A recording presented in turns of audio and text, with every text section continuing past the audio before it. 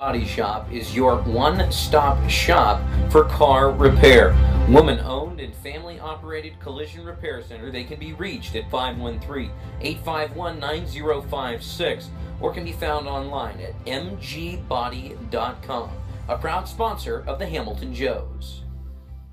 Robinson Fence Company has been servicing the Hamilton area for over 24 years. They're located at 1635 Howell Avenue in Hamilton and offer residential, commercial, and industrial fencing.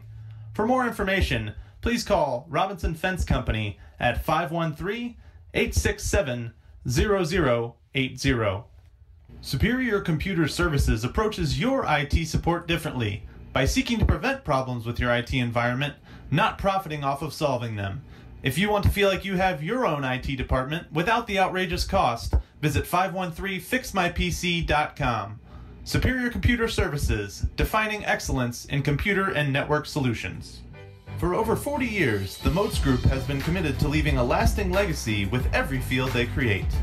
They are synthetic and natural turf specialists, focusing on sports field design, construction, removal, replacement, maintenance, and management. Moats has made their name designing innovative and comprehensive, performance-based sports field systems tailored to their customers' specific needs. They build fields from inception to completion with pride, dignity, and the utmost integrity.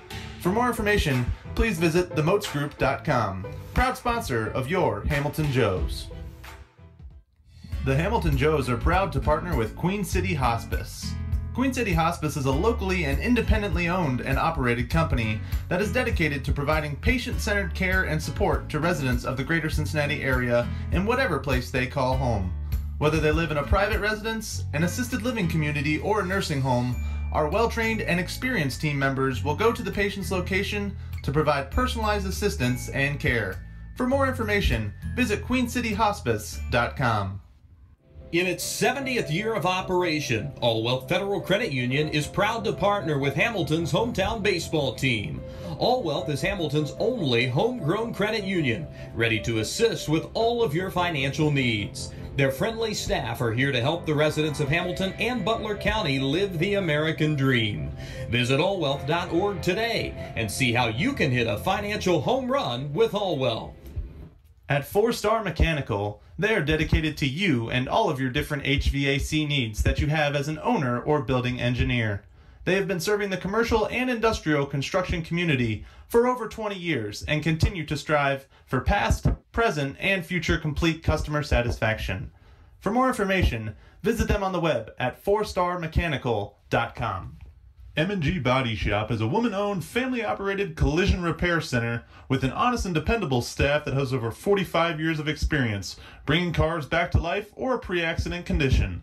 They've been in business in Hamilton for over 18 years and focus on mostly body repairs, from minor dents and repairs to major body work and insurance repairs due to an accident. Next time you have car repairs you need done, visit M&G Body Shop in Hamilton.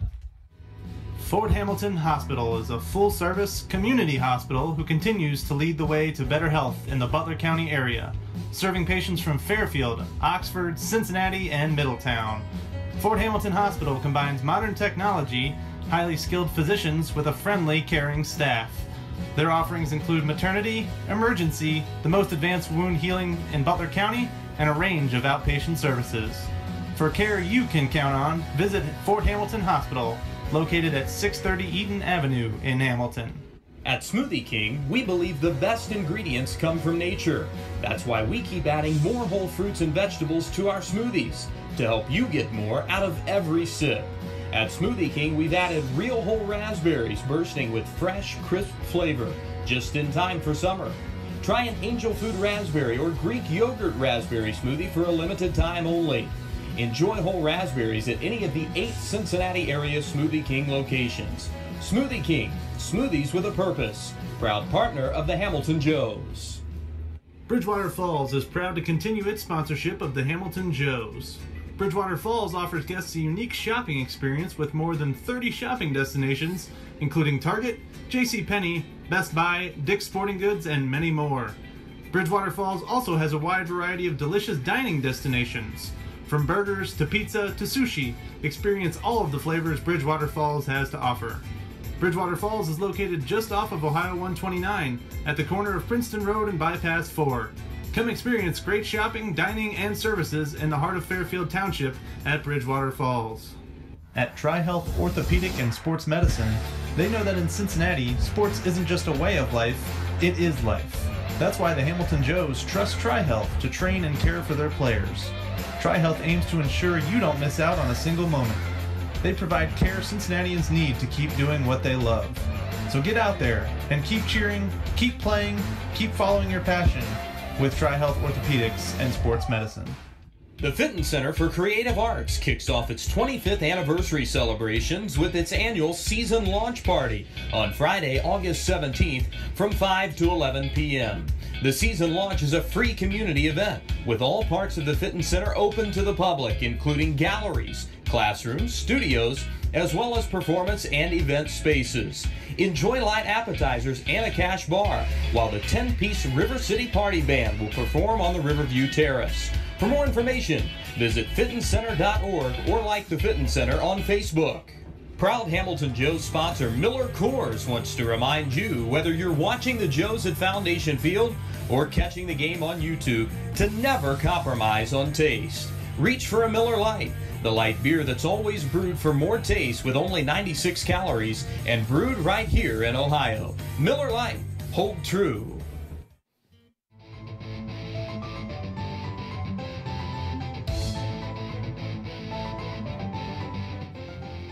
You're watching Hamilton Joes Baseball on the Joes YouTube Network.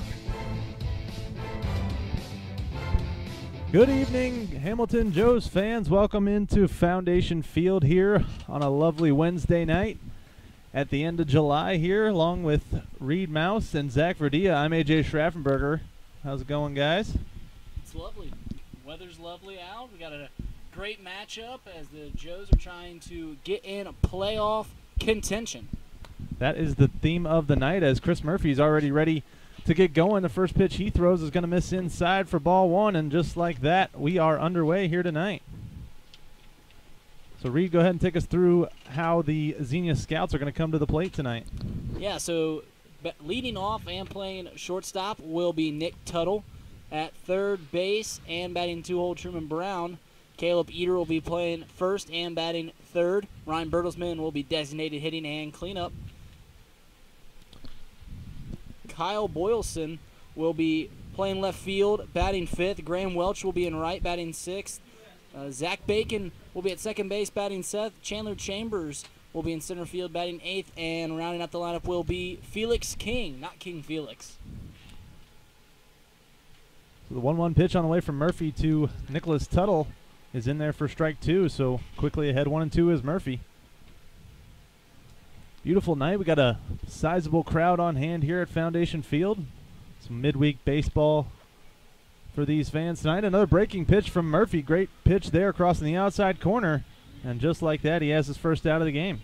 Yeah, Chris Murphy coming into the day in his last 4 starts is 3-0, has gone 6 innings at least in 3 of those starts, went 5 in the other win.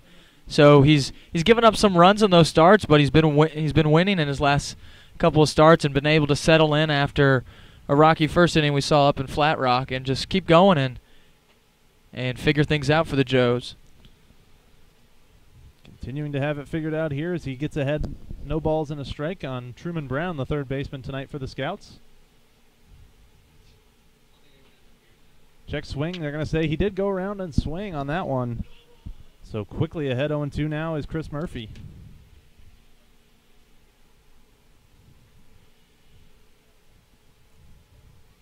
Comes the 0-2 pitch, breaking ball tapped towards third. Addison Coffey up with it, fires on over, and this one's going to get over the head of the first baseman Hamilton, and it's going to actually end up out of play over the fence down the first baseline. Never really had a chance over there. First did Hamilton, and that's going to be an E5, allowing Truman Brown to make his way to second base. Yeah, I mean, you could tell right out of the hand that thing was going way over the head of Chris. It actually reminded me of, I don't know if you guys remember the Ohio State-Michigan football game this year, but late in the ball game, Michigan got the ball. They got the ball really late, and the very first play they threw, you could just tell right the second that it got out of the quarterback's hand that it was not going anywhere near the end, just absolutely launched.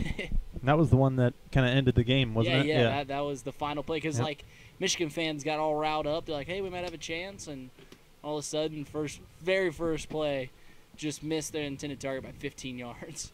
So As Coffee I did. was going to say, so Coffee misses his intended target here. This one lifted out to center field. McGeehan ranging back behind him. Truman O'Brien will tag up at second as the catch is made. Throw on to third base is not going to be in time, but blocked up over there by Coffee, so the Joes will have 2 outs here, but a runner on third base in the person of Truman Brown. It's a good job coming right after Caleb Eater if you're Chris Murphy there, not dwelling in the error that your fielder made last play, just kind of getting back to business. Yeah, we had a new saga in the old air debate yesterday, and it wasn't about an error. It was actually about what Caleb Eater did. And one of the big, I don't know if you're listening, AJ, but this is what we were talking about is Caleb Eater got a base hit right down the right field line and then tried to stretch it to second and was out by a long ways. Like, it had no chance of getting to second base. Damon with a strong throw hosed him pretty good. Yeah, so that actually helps your offensive statistics, while getting on via the air hurts it. And that just seems backwards to me. Yeah, like most things in this category, I think I'm going to disagree with you on this one. Oh, but my gosh. I think if you get a hit, regardless of your own base running mistakes, it still should count as a hit and help your average, as opposed to, when you put a ball in play that an out should be made on and it's not. So tell me, which of those two plays helped his team offensively more? Getting on via the air or getting on and getting thrown out via your own running mistakes? That's true, yeah. In statistics, especially offensive statistics, should judge how you do and help your team offensively. So jump throw there from McConnell, not in time over to first base. So the Xenia Scouts will be on top 1-0 here early on in the top of the first.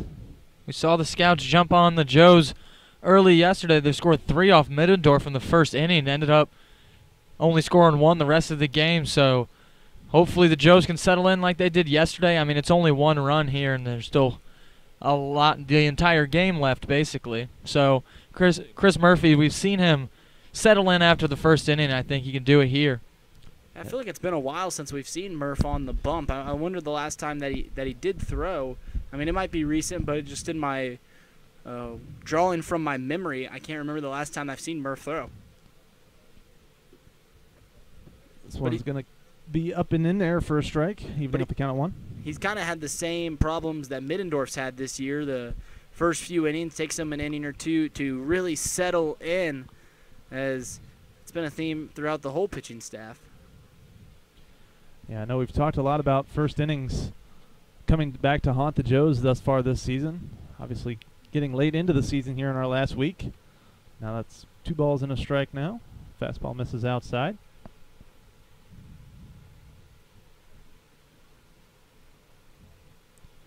Luke Boylson, the batter, left fielder, batting 5th tonight for the Scouts. Bertelsmann at first with 2 outs. He's on the move on this pitch. This misses upstairs. The throw down to second base is going to get out into center field, but not long enough. Good job out there by Sean McGeehan backing the play up. Yeah, Hall didn't have a chance to get Bertelsmann out. Bertelsmann timed it almost too perfectly. He left even before Murphy started going home. He just got a fantastic jump and swiped second base with ease. So Bertelsmann in scoring position here with a 3-1 count and 2 outs on the left fielder Luke Boylson.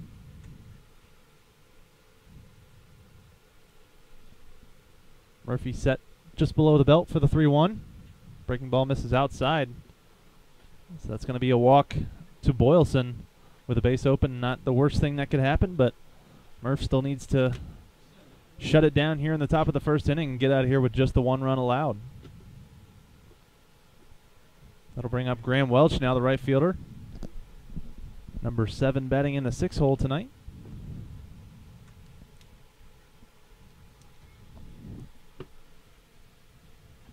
First pitch swung on a miss. Good pitch there from Murph. Getting himself ahead in the count here early on.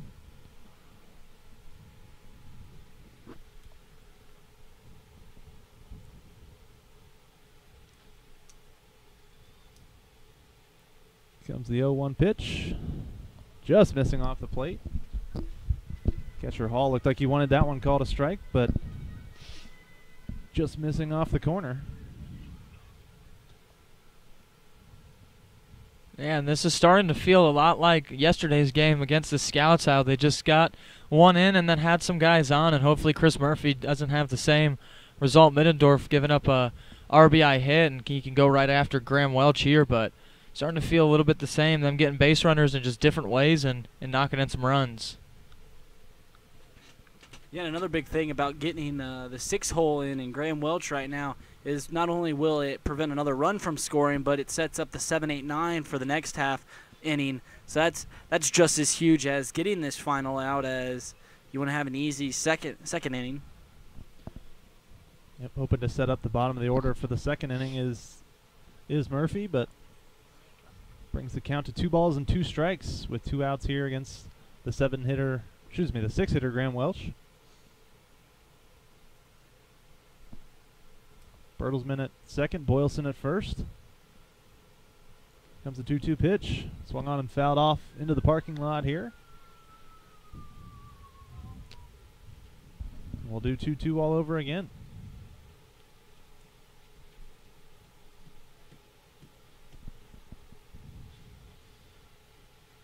So Truman Brown reaching on the error by third baseman Addison Coffey ends up being the first run of the game, coming around to score on the infield single by Ryan Bertelsmann, who stands at second now.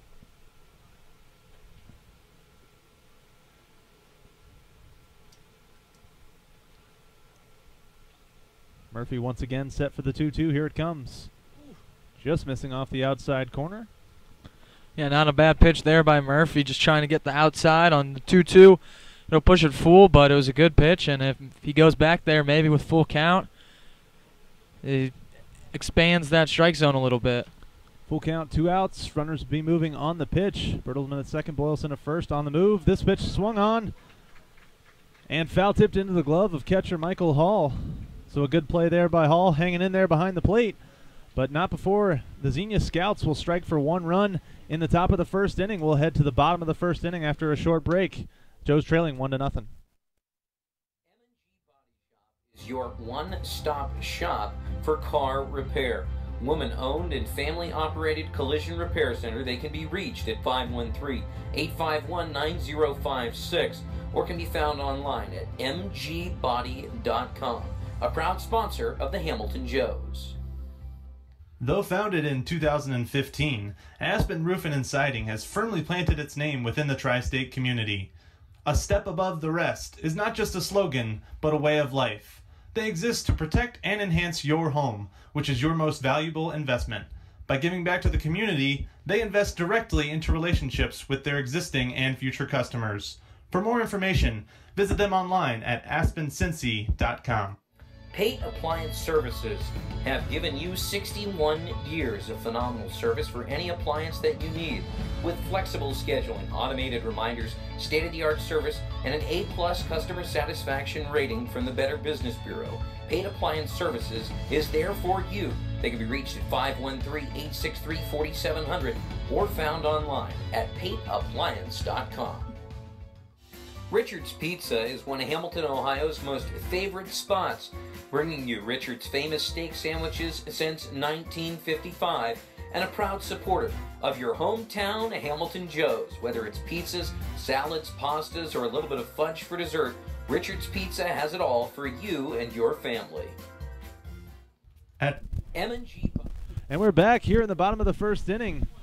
Trey Compton's going to lead things off for the Joes here, and Zach's going to run you through how the Joes stack up here in Game 2 of the series. Yeah, a good chunk of it's a lot of the same here with Trey Compton leading off, playing left field. Justin McConnell batting second at shortstop. Griffin Dorshing batting third, followed by Chris Hamilton. Sean McGeehan in center field batting fifth. Jared Kaufman in at second base today hitting sixth, followed by Tyler Thaman in right field. Michael Hall will get the start behind the plate, batting eighth, and Addison Coffey rounding it off, playing third base. Trey Compton will lead things off tonight. He's even in the count, 1 ball and 1 strike here early on. This pitch fouled off down the first base line, so behind 1-2 now is the Joes left fielder Trey Compton.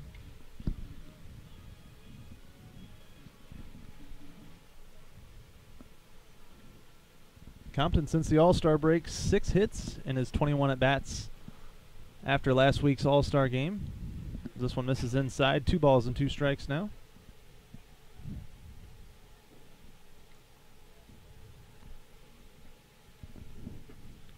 Two-two pitch upstairs, so he'll run the count full. So good job by the leadoff hitter, Trey Compton, seeing as many pitches as possible. See if he can hang in there with a full count. 3-2 pitch, he does just that, as this one's fouled down the first base line over the Scouts dugout. Yeah, Compton was able to go 2 for 5 yesterday. Both of his hits coming in the first and in the third inning, his first couple at bats. So he always does a good job of setting the table, as we say, and he's aboard here. Yep, good job setting the table there. 7 pitch at bat that ends in a positive result for him as a walk. So a good job by your leadoff hitter, exactly what you want him to do there, and that brings up Justin McConnell now, the shortstop tonight.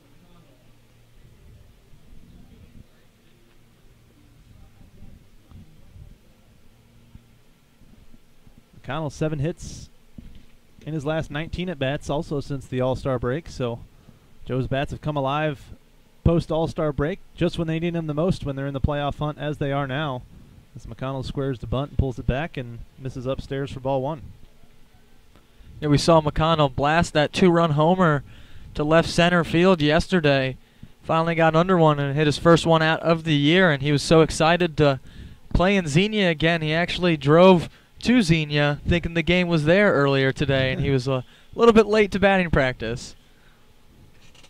I think Chris Hamilton actually gave him a yeah, that's where I got the idea from. He said in the chat, "Oh, you had a home run there. You never want to play anywhere else."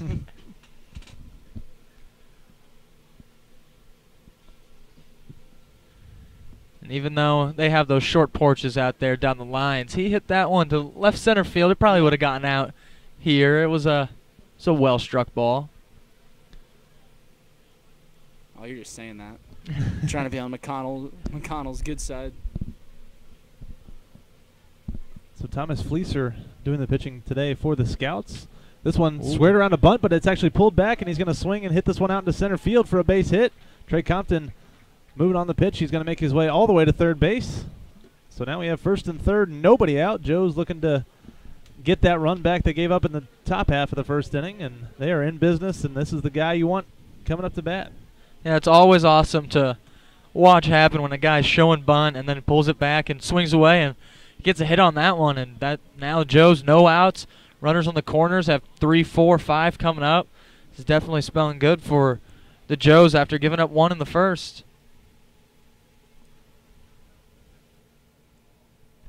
So we'll see what big Griffin Dorshing can do here to get the run in, as McConnell's on his way to second base. He left early, and the pitcher not able to make a throw. It looked like he was a lot more concerned about Compton over at third base as opposed to McConnell taking second base. But interesting play there. We'll have 2 runners in scoring position for Dorshing. Yeah, he did exactly what you're supposed to as a pitcher. You take a step off the rubber, you look at the man on third, and then you check over to second. But McConnell being so quick and the play developing kind of slow, there really wasn't even a play at second base. McConnell was already there before they could even throw one down. It was definitely late stepping off. Obviously, his fielders weren't talking to him enough, and late stepping off, so he did check third as you're supposed to, and by the time he looked back, as Dorshing taps this one to second, that's going to get a run in. So a good job by Dorshing getting the job done there, getting the first run of the game in for the Joes, and he'll tie this thing up. Yeah, not bad at all. Nobody out, and those 2 men on, so Griffin able to just ground one over to second base, real nice, and just got the run in. Tie ball game, runner moves up again, so still have a runner on third base with 1 out and a chance to take the lead now. Yeah, those are the things that you see teams that have trouble scoring runs. They don't simplify the game that much to just swallow their pride sometimes and hit a little ground ball to second base, and I think that's a good thing that Griffin Dorshing does for his team right there, and able to get the run in to tie this game. First pitch now to Chris Hamilton, misses downstairs for a ball.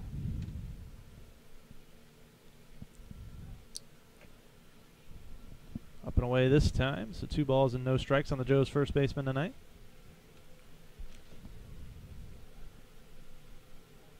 We mentioned Justin McConnell's home run yesterday.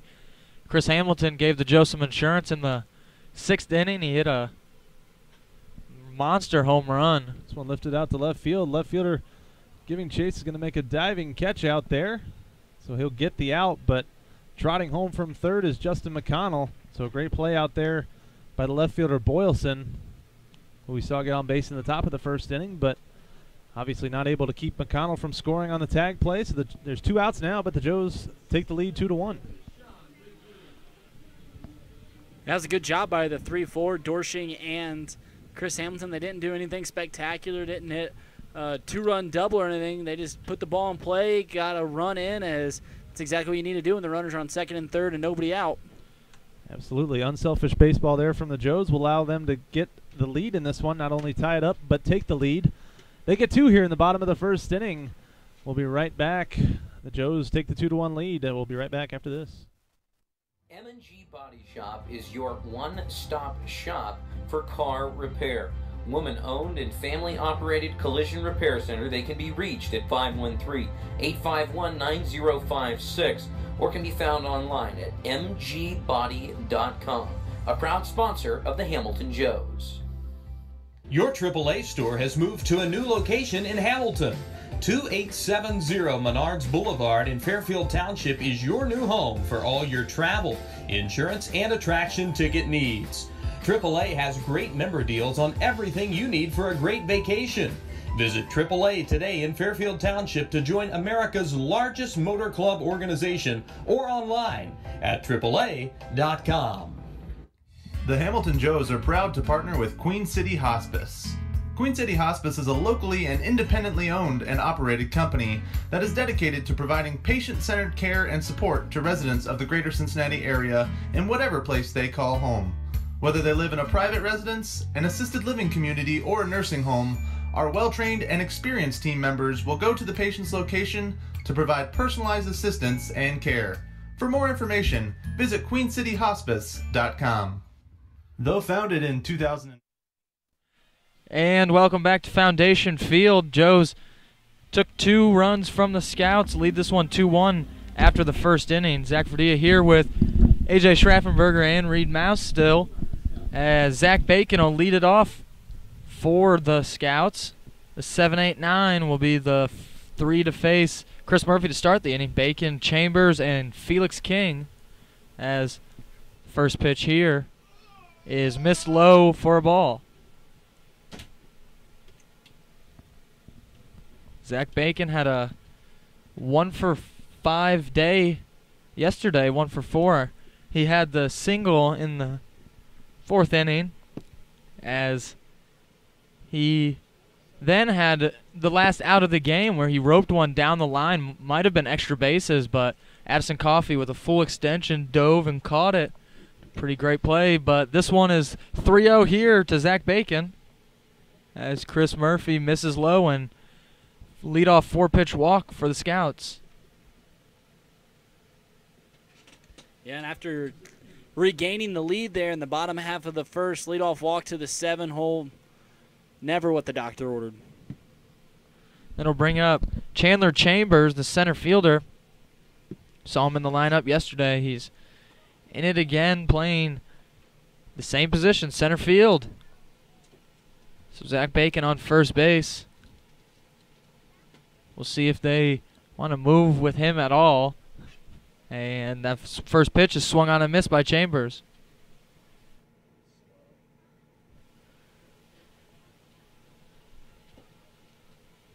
As Chris Murphy gets ahead of Chandler Chambers here to start this at-bat after 4 straight balls to start the inning to Zach Bacon. Murphy set, the 0-1 pitch, misses low, and it'll be evened out here, 1-1.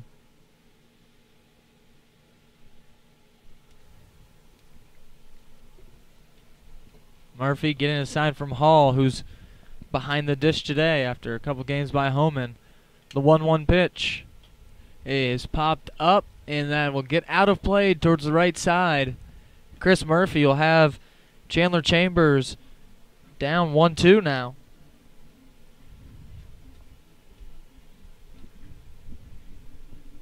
Chris Murphy had faced 6 batters in the first inning, giving up 1 run. Truman Brown reached on an air and came around to score. And since then, he has a walk. The first walk of the game was this inning to start the inning, and now he has a 1-2 count to Brown. That one is taken looking, strike 3. Yeah, that was his. Zach Bacon was the second walk of the game. He walked Luke Boylston last inning, but that'll be the third strikeout here for Chris Murphy to start this game. Now he'll face the 9-hole Felix King. Felix King not in the lineup yesterday as he takes the breaking ball in there for a strike. We did see him a while ago, it feels like, at the beginning of the season in Xenia when he hit a towering 3-run home run to win the game late in it. We'll see him here hitting in the 9-hole. The 0-1 pitch from Chris Murphy will not be thrown as he throws over to first base. Zach Bacon diving back easily. And Murphy will be back on the bump, ready to do it again.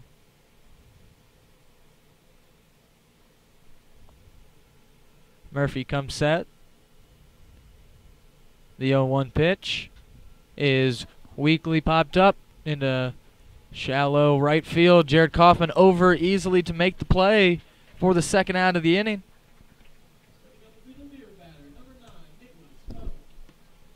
That brings up the leadoff man, Nick Tuttle, who batted last inning. He was the leadoff, led off this game with a backwards K looking, making him our beer batter for the game. So we'll see if we can do it again here. Last home game, we didn't have people for the beer batter because it was a 10:22 restart. There wasn't a fan in the crowd, was there? Not I wasn't one. Not one. We've had a couple stragglers come in at 12:30, I think, for the last couple of innings. I was heckling you guys in the YouTube comments. I saw him after the game. I didn't see him at the time.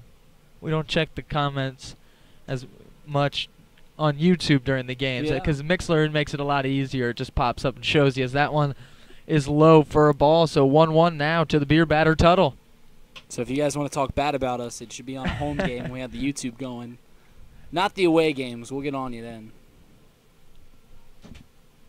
And Chris Murphy, after the leadoff walk, has gone right after the Scouts hitters with a strikeout and a weak pop out. And now he has the top of the lineup and a 2-1 count after he missed low to Nick Tuttle.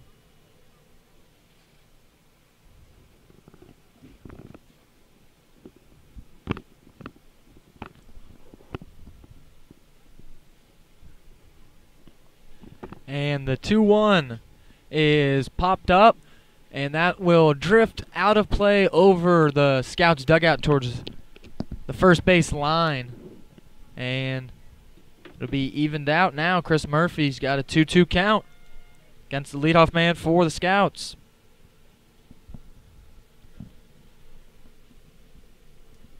And the crowd is on the edge of their seats here with 2 strikes to Nick Tuttle. Clamoring for this strikeout. They're hanging on every pitch. As the 2-2 is not offered at. Almost got him to chase that breaking ball outside, but now we'll see a full count. You better believe if he swings and misses at this one, there will be a rush to the concessions like the prohibition just ended. Chris Murphy gets his full count sign from Michael Hall. He kicks and deals, and that one is fouled back and out of play. So Nick Tuttle staying alive and battling. We'll have another full count pitch coming. Reid, I feel like you might be able to tell us what year Prohibition ended. That seems like something that... I think it was 1927, right? I don't know. I think have that's... no idea. There's actually old tunnels. So Hamilton has a nickname called Little Chicago, and that was because people like Al Capone and John Dillinger... John Dillinger was a bank robber. Ooh, and that one's fouled off again. Nick Tuttle staying alive. But Al Capone obviously made a pretty penny during Prohibition, but there's still underground tunnels for speakeasies and whatnot underneath the old buildings on High Street in Hamilton, and they just discovered that as they're renovating the city currently. Like they discovered all these underground tunnels. Kind of neat. Always a good history nugget about Hamilton. As Nick Tuttle goes down looking for the second consecutive inning, second at bat, the beer batter goes down. We have done it. Joes lead 2-1 going to the bottom half of the second inning on your Hamilton Joes Network. Hamilton Joes Baseball is brought to you by Triangle Sign Company, a sign of quality since 1921. If your current signage isn't giving you the visibility to attract interest and assist in getting people in your door, then it's time for a custom sign solution from Triangle Sign Company. Whether you're a big or small business, school, or organization, they will design and build a sign that is just right for you. Offering their support for the Hamilton Joes, we thank Triangle Sign Company for their continued support. M&G Body Shop is your one-stop shop for car repair. Woman-owned and family-operated collision repair center. They can be reached at 513-851-9056 or can be found online at mgbody.com. A proud sponsor of the Hamilton Joes. Camera Security Now sells and installs surveillance and access control systems for businesses nationwide. Their turnkey systems provide an excellent management control tool, going far beyond the obvious benefits of safety and security. Camera Security Now can handle your largest surveillance projects. Okay. And welcome back to Foundation Field. The quick 1-2-3 inning after the walk. Couple of strikeouts looking for Chris Murphy. Puts him at 4 for the day, a couple in both innings. And the Joes are up now. Jared Kaufman leading it off. Did my research, and actually I was wrong on the year Prohibition ended. I know you guys are fact-checking me. Someone had to jump on that. 1933 was the year it ended, so 13 years without the hooch here in the United States, at least not legally. Without the hooch. Yeah, that's got to be the best slang for alcohol, the hooch. Yeah, I would definitely say that's got to be up there as the 2-0 is sent sky high. Right fielder coming in to make the play, and Graham Welch will be there to retire Jared Kaufman here. Yeah, Kaufman, I mean, obviously didn't make a contact, but I mean, he's just a little out in front of it, got it off the end of the bat, and just popped that one up into shallow right field. It was a good pitch to swing at. It was in the zone. He just didn't have the best swing on it. And brings up Tyler Thaman. He'll foul the first pitch back to the netting. Thaman, 6 for his last 18 over the last 5 games. He's really been improving on his batting average. That was down around 180, and he's brought it up over 200, and he's been on fire lately, getting hits in the last 4 games as the first 0-1 is fouled out of play towards the right side. So Thaman's fouled off the first 2 pitches of the at-bat, and he's behind 0-2.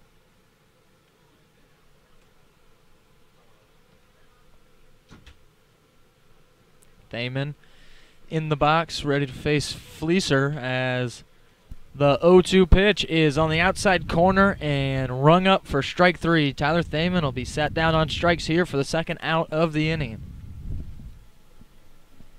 Yeah, Thaman didn't like the call there on that one, but I think with 2 strikes, especially 0-2, it's definitely a pitch that's way too close to be taking, so he'll sit with the second out of the inning. Yeah, that's the Joes' first strikeout of the game, strikeout looking, but the Scouts have 3 strikeouts looking of their 4, so Penix behind the plate. Definitely not afraid to ring him up here as Michael Hall sees the first pitch in for a ball. The 1-0 pitch will also miss up over his head, so 2-0.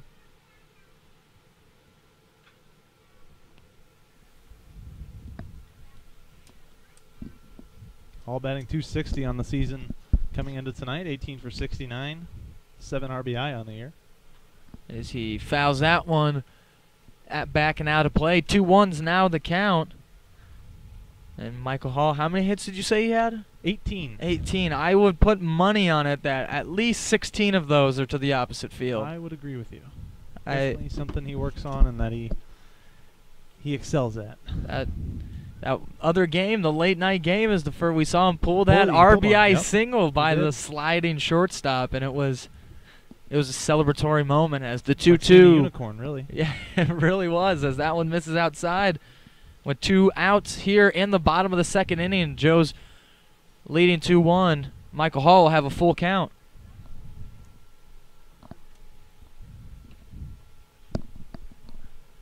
The full count pitch will miss, and Michael Hall will be aboard with 2 down, trying to get something started for the Joes, and Addison Coffey Espresso coming to the plate.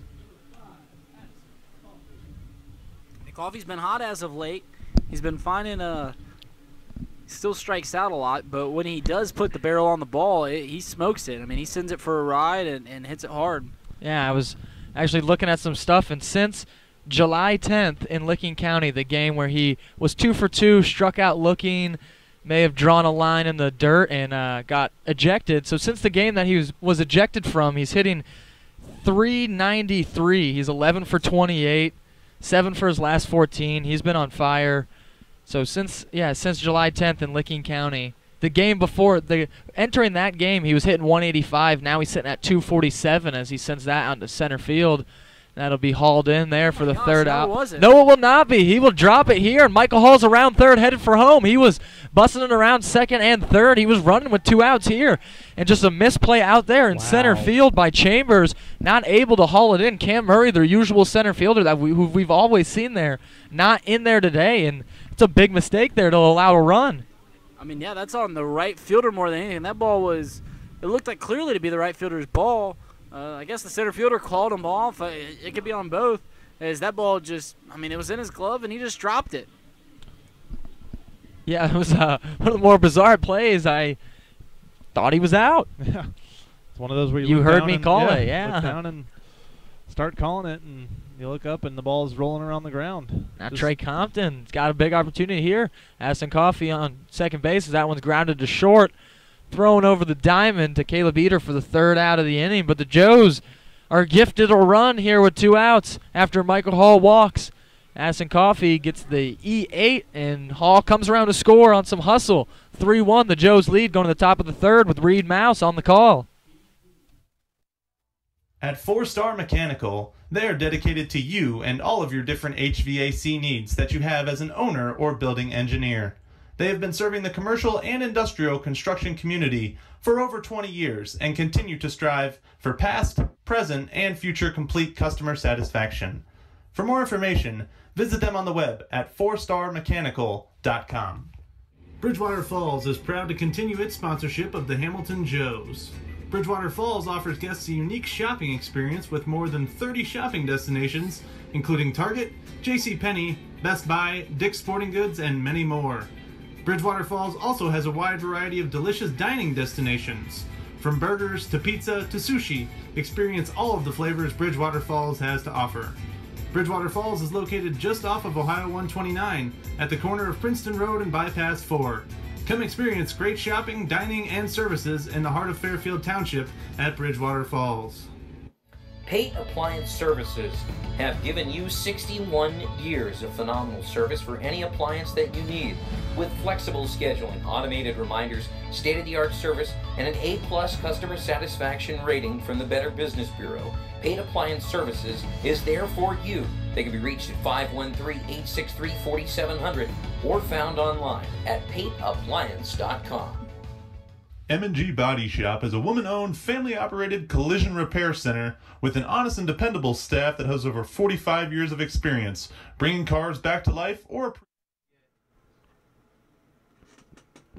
And we are back here on the west side of Hamilton. I'm Reid Maus, along here with AJ Schraffenberger and Zach Verdea. We're in the top of the third inning where Chris Murphy's going to get go for a 1-2-3 against the Xenia Scouts, as first pitch is going to be grounded up there to McConnell. He's going to go to his glove side and throw it over to first. 1 pitch, 1 out. Efficient as a Prius there by Chris Murphy. Yeah, and great play out there by Justin McConnell. Ranged into his left up the middle, just scooping it up and throwing it across the body like he always does, and making the perfect throw to Chris Hamilton to retire the first batter of the inning. So now comes up is Caleb Eater, who Zach gave him a fun nickname yesterday. Yeah, we got the claw up now. As the first pitch misses downstairs, 1-0 the count. Chris Murphy giving up 1 there in the first, hung a 0 in the second. See what he can do here in the third, as the 1-0 is going to be a breaking pitch that stays upstairs, doesn't come back into earth. Yeah, close pitch there. Didn't think it was too bad there by Murphy, but just hung up a little bit. As the 2-0 is going to miss downstairs and out. Caleb Eater Coming in with a 3-0 count against Chris Murphy. Here comes the pitch. This will be in there for a called strike, bringing the count to 3-1. Murphy already with 2 walks to his credit and 3 free passes. The one not his fault. As here comes the 3-1 pitch. It's going to be in there, inside part of the plate, but still a strike. So we got a full count. Here comes the pitch from Murphy, and he'll be swung on and missed. He'll be in the turf. Hall will block it up, scoop it over, and throw it over to first. 2 gone here in the top of the 3rd inning. Yeah, I don't think Caleb Eder liked that at bat too much. He was up 3-0, and then a couple strikes called on him that looked like he maybe not have taken exception to, especially that No, the 3-1 pitch. close, but yeah. I think it was in there. Yeah, they both looked like strikes, but it looked like he was saying something to the umpire, and then as he swung and missed on the ball in the turf, he tossed the bat. But, you know, we'll take that strikeout. First pitch from 2 Bertelsmann, misses low and away, 1-0 the count. This ball is going to be singled into left field. So much for the 1-2-3 inning, as that'll be a 2-out base runner. That's the second hit for the Scouts, both from Ryan Bertelsmann. He's 2 for 2 now, and with a stolen base.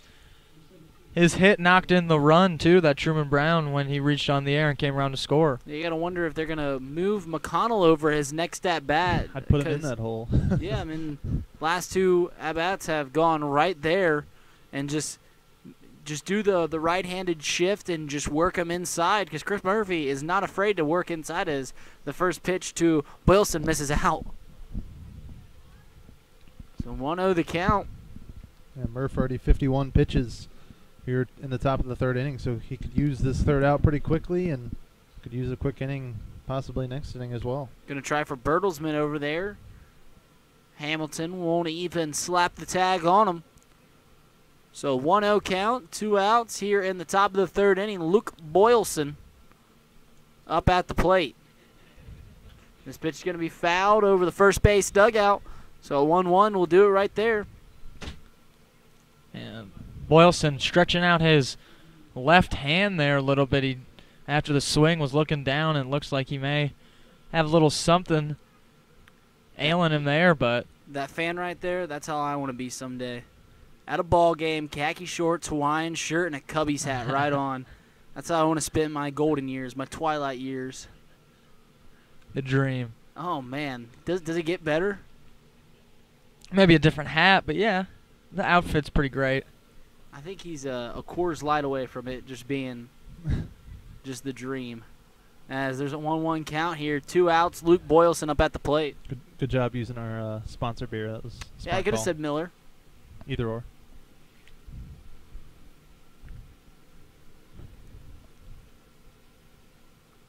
So here comes the 1-1. As the runner will be going, pitch misses up and in. Michael Hall's throw perfect, but just late, as Hall did a good job getting rid of it and throwing one on the money. Chris Murphy just not holding the runner on too well, as now there'll be a runner on second base, 2-1 the count. Yeah, good pitch there by Murphy, just missing on it. Then a great throw by Michael Hall, just barely missing Bertelsmann, who now has 2 stolen bases. So definitely a guy you want to look after on the base paths. So this pitch is actually going to get past Michael Hall. He's not going to go for the runner there at third. So a 2-out single, a stolen base, and a pass ball will put a runner on third base. Wild pitch. We'll put a runner on third base with 2 gone. Yeah, that one just went right off Michael Hall's glove. A little outside, but still one that you would expect to get knocked down, and it didn't get too far away from him either. Just Bertelsmann had a good read on it and got to third base, and now it's paying off. So yeah, with 2 outs, they bring a run across, as the single there from Boylston will tie the game up at 2s, and now we're going to have Graham Welch coming up to the plate. Oh, it's 3-2. I forgot that a run scored last inning. As I've been working on my memory and not the scoreboard. One of those is official. The other one is not too good. It fades in and out. We'll call it that. No, it's just not very good. As this ball is going to be smoked, as this one's going to go in the right center field corner. 1 run will score. Looks like the runner's going to hold up at second base. They'll try it home as he scores with ease.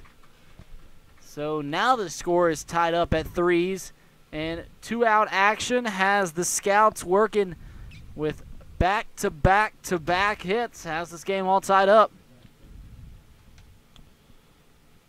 Yeah, that ball hit really well. You see Tyler Thaman playing pretty shallow in right field, and obviously with that sun, didn't see it right off the bat, and really not even a chance to catch it if he does see it off the bat. And just not a good series of 2-out pitches here from Murphy, and Xenia Scouts have this game tied up. Yeah, Joes are lucky to have Graham Welch still on second base. He could have easily made it to third. He made the round, and the throw from Kaufman went home. I don't know if Kaufman was even looking to see if he was rounding or what he was doing there, but he ended up staying at second, fortunately. Yeah, so coming up to the plate will be Zach Bacon as this pitch misses up and in. 1-0 the count to Bacon. Chris Murphy's not missing by a whole lot on some of these pitches. Yeah, but that get-me-over curveball has really been the key to his success. When he can get that over for the first pitch, he works from there as he goes. I think that was a cutter on the outside part of the plate. Yeah, it didn't have quite the bite of a slider, but it definitely faded away.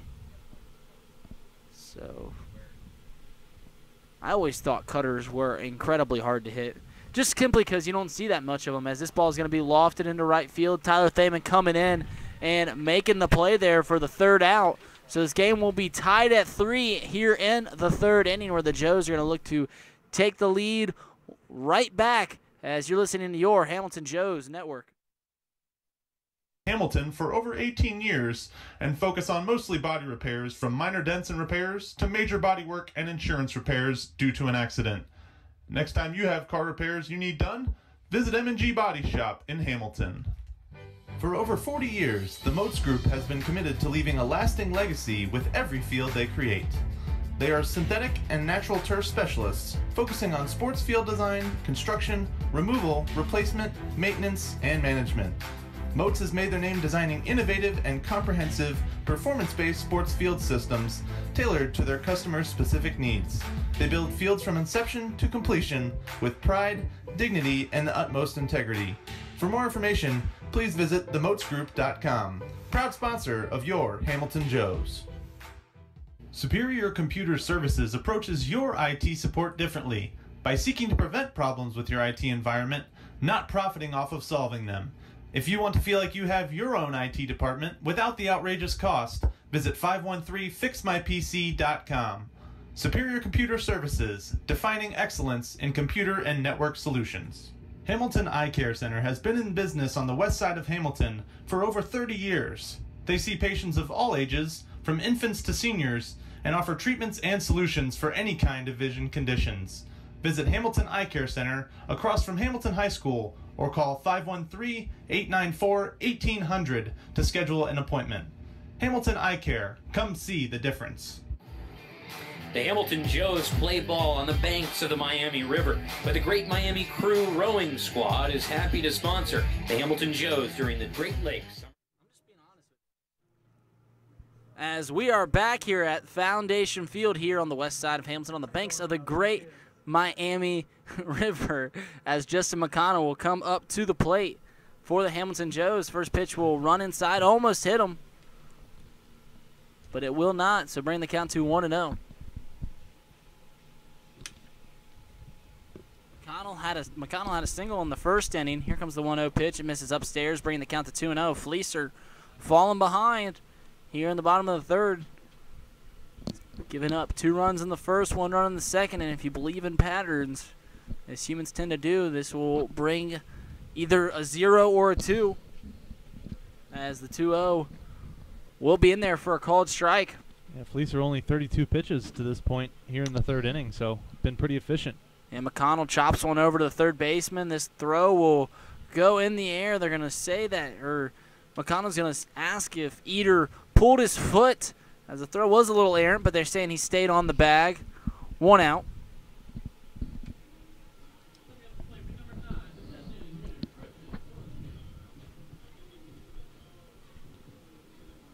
So Griffin Dorshing's coming up to the plate. Dorshing on the day. Got a run in on a 4-3 put out. As the first pitch will be in there for a called strike. Breaking pitch there to Dorshing.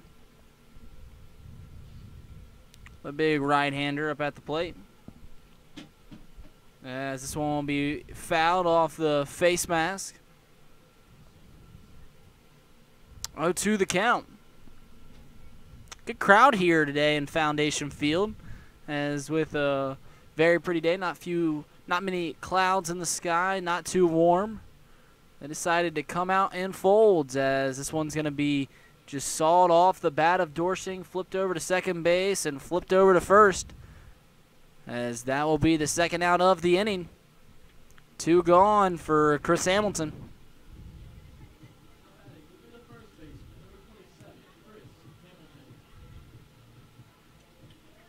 So Chris Hamilton had a sac fly himself. He's 0 for 0. So 3-4 had RBIs in the first inning. But we're unable to capitalize on the inning as Fleecer's still working efficiently.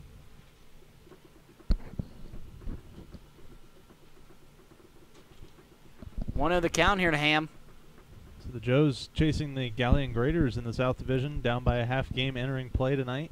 And the Southern Ohio Copperheads. As this ball is going to be flown out to left field. Left fielder will give chase, but camp underneath it for the third out. But go ahead, AJ. Yeah, the Copperheads put up a 4 spot in the top of the 4th inning, so they now lead the Graders 4-3 as the Graders hit in the bottom of the 4th inning. So obviously a lot of baseball to be played in both areas, but if the Joes win tonight and the Graders go on to lose, the Joes would take sole possession of 3rd place. Oh, yeah, big Cheds fans here tonight yes, exactly. in the press box. As we're going to send it to the top of the 4th inning. You know what? I'll just send it your way, AJ, for the top of the 4th inning, as he'll be on play-by-play. Stay tuned as you're listening to your Hamilton Joes Network. Season. The Hamilton Joes are proud to partner with Planet Fitness, home of the Judgment Free Zone. You can experience the Judgment Free Zone by joining for only $10 a month. You can join in any of the 13 Cincinnati area Planet Fitness locations or online at planetfitness.com. Planet Fitness, the world judges, we don't.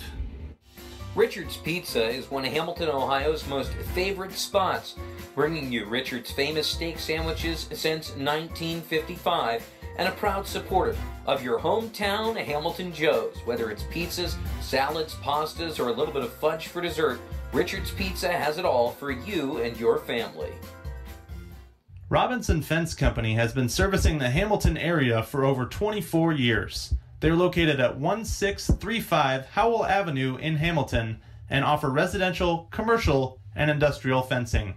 For more information, please call Robinson Fence Company at 513-867-0080. Customized vehicle and car wraps from Luxurious Wraps will have you zooming past your competition. From full-color wraps and window graphics to magnetics and vinyl lettering, Luxurious Wraps' team of professionals will work with you to determine the best and most cost-effective solution to turn your company vehicle into a high-impact advertisement. For more information, visit luxurious-wraps.com. Back here in the top of the 4th inning, Xenia Scouts coming back to the plate, 8-9-1, Chambers, King, and Tuttle to lead things off here for the Scouts. Joe's tied with the Scouts right now, 3-3, as Chambers squares to bunt, pulls back, but this pitch in there for strike 1.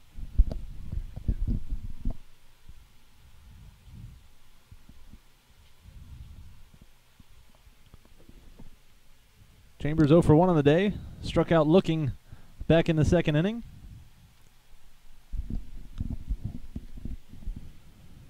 One-on-one count here on the center fielder for the Scouts. Missing outside once again is Murphy.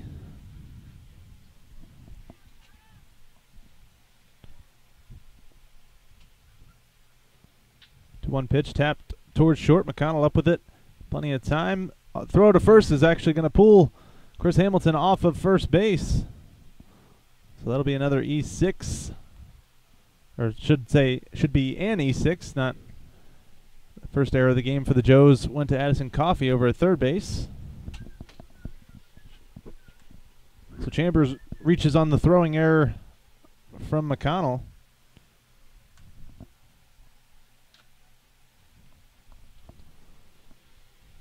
And that'll bring up Felix King now, the catcher, batting in the 9 hole. He'll square to bunt, pull back, and not sure where that breaking ball missed, but Justin Penix behind the plate says it missed outside.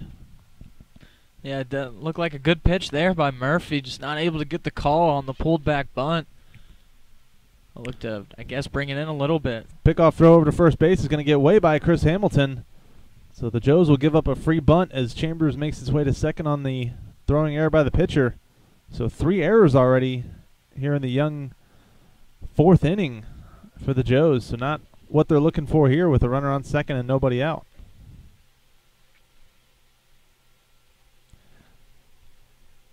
Got to make the other team earn it, and they are not doing that as of right now.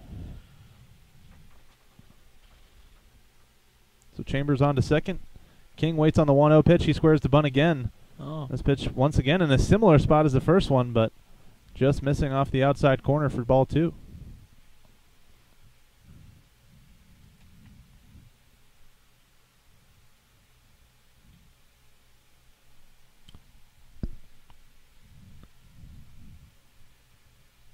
Ready for the 2-0 pitch. This one tapped foul.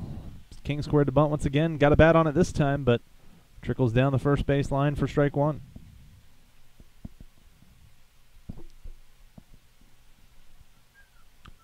King batting just 184 on the season. Just 65 at-bats thus far. 12 hits in those 65 at-bats. Does have 2 home runs, one of which against the Joes that we talked about earlier. 13 RBI as well. Comes the 2-1 pitch, squared to bunt again. This one down the first base line. Hamilton's actually going to pick it up and tag King out. Looks like he could have let that one trickle foul. That's kind of what my thought was off the bat, but yeah, exactly. I mean, that one was still rolling, and it looked like right before he picked it up that it looked like it was starting to go. We've seen this turf have a lot of balls go down the line that just went foul if you just let it go, but Chris Hamilton just going for the immediate out there. It does move the runner up to third base with 1 out, but you get the out there at least.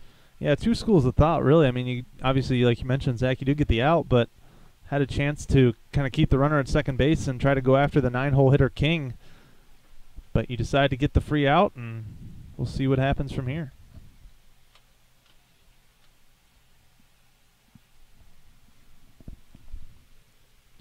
Nicholas Tuttle now to the plate. Foul ball evens up the count at 1.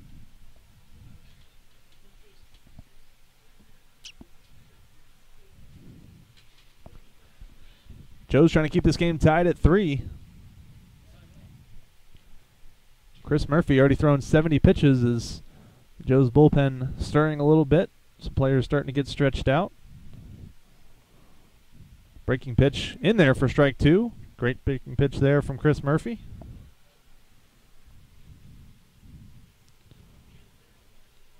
Tuttle batting .377 coming into tonight's game. 34 for his first 90 at-bats. 17 RBI to go along with the 34 hits. Comes the 1-2 to him. Swung on and missed, and that's going to be out number 2. So a good pitch there. Yeah, and that was the beer batter, Nick Tuttle, striking out again. Third, that's his 3rd strikeout of the game. Yep, first 2 were looking in the first and second inning. So the fans will be making their way towards the beer booth here at Foundation Field. After waiting for so long to see the beer batter strike out for a 2nd time in a game. Yeah, how about 3? We have 3 strikeouts from Nick Tuttle in his 3 at-bats. It's been pretty exciting. But more importantly, the Joes get a crucial second out that they needed here in this 4th inning as Murphy continues to work against now Truman Brown, the 3rd baseman. 0 for 2, but reached on an error in the first and scored the first run of the game for the Scouts. This ball fouled off of catcher Michael Hall, evening up the count at a ball and a strike. And what a big strikeout there for Chris Murphy to go right after the leadoff man, who has been struggling already today, but runner on third base with 1 out. He just has to hit a ground ball somewhere out there, and the run's most likely going to come in to score. So great pitches there by Murphy to go get him, and now he's got Truman Brown here. This one's lifted out to center field. Lazy fly ball out there. Sean McGeehan under it in plenty of time in the shadow of the trees. And that's going to do it for the Scouts here in the 4th inning. So a leadoff error, I should say, from shortstop Justin McConnell does not come back to hurt the Joes, as Murphy is able to get out of trouble, and the Joes will be tied 3-3, looking to gain the lead here in the bottom of the 4th inning. Fitton Center for Creative Arts kicks off its 25th anniversary celebrations with its annual season launch party on Friday, August 17th from 5 to 11 p.m. The season launch is a free community event with all parts of the Fitton Center open to the public, including galleries, classrooms, studios, as well as performance and event spaces. Enjoy light appetizers and a cash bar, while the 10-piece River City Party Band will perform on the Riverview Terrace. For more information, visit fittoncenter.org or like the Fitton Center on Facebook. Though founded in 2015, Aspen Roofing and Siding has firmly planted its name within the tri-state community.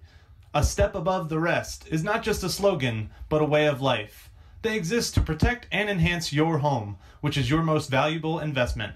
By giving back to the community, they invest directly into relationships with their existing and future customers. For more information, visit them online at aspencincy.com. The Great Miami Valley YMCA is a 127-year-old organization serving nearly 50,000 people throughout 8 locations located in and around Hamilton, Fairfield, and we are back here in the bottom of the 4th inning. So the Joes escape trouble in the top of the 4th inning. They'll see 5, 6, 7, McGeehan, Kaufman, and Thaman come to the plate here in the bottom of the 4th inning, as between innings we saw manager Adam Grissom have the whole team out in front of the dugout and giving them a, we'll call it a spirited talking to. Oh, yeah, he dug into him. So we'll see if that inspires anything from the troops here in the bottom of the 4th inning. Yeah, Grisham, he kind of has a pretty laid-back attitude, so it takes a little bit to get him truly fired up. But when it is, he's like a rabid pit bull out there. Yeah, you know, I played for him in my 2nd year with the Joes, as this one's lifted out to center field by McGeehan. So center fielder to center fielder. Good job by McGeehan hustling on the play, obviously, but no chance for that one to get down as Chambers makes the play for out number 1. Yeah, like you mentioned, AG is kind of a laid-back guy in most situations, yep. But obviously when he sees something that he knows he's passionate about, obviously he's a guy who loves to win, and when he sees things that he doesn't like, he's sure to let you know about it in a vocal manner, and doing just that before this half inning for the Joes. Obviously seeing something he doesn't like, playing against the Xenia Scouts, as we've talked a little bit about, as this one's tapped back to the pitcher on a bunt from Jared Kaufman. Good hustle down the first base line, but the throw is in time, gets him by about a step and a half. And the Joes down quickly 1-2 here as that Tyler Thaman comes to the plate. It's so interesting to see all the different type of coaching styles that there is in baseball, or really in any sport, as there's laid-back guys, there's guys that are on you 24/7, and there's guys that somehow mix it up. I mean, you look at some of the greatest coaches of all time, they all got a little bit different. Augie Garrido, he's a dude that would take absolutely nothing from nobody. He's going to be digging into you. If you're a baseball fan, you've probably seen the epic and he's got locker a bunch room rant. He's got a bunch of them. He'd Rest dig in into you peace. for 9 innings every single day. And then you got guys like a Joe Madden, who they were losing the other day. He's 7-1, and of course he plays it We get cool it, you're a as. Cubs fan. It's 1-2 here on Thaman. Well, another good example of a laid-back dude is Terry Francona. Very laid-back. Thaman taps this one out into center field, and sinking, but not quite sinking fast enough, and Chambers will retire Thaman for the 3rd out of the inning. So the Joes go quickly 1-2-3 here, and we'll be right back. Zach Verdea will have the call for you in the top of the 5th inning on the Hamilton Joes Network. Of the Hamilton Joes. Pfefferly Tire and Auto Service has 3 convenient locations, servicing Hamilton, Fairfield, and all of Butler County. Pfefferly Tire and Auto Service is family-owned and operated, and have been in business since 1994.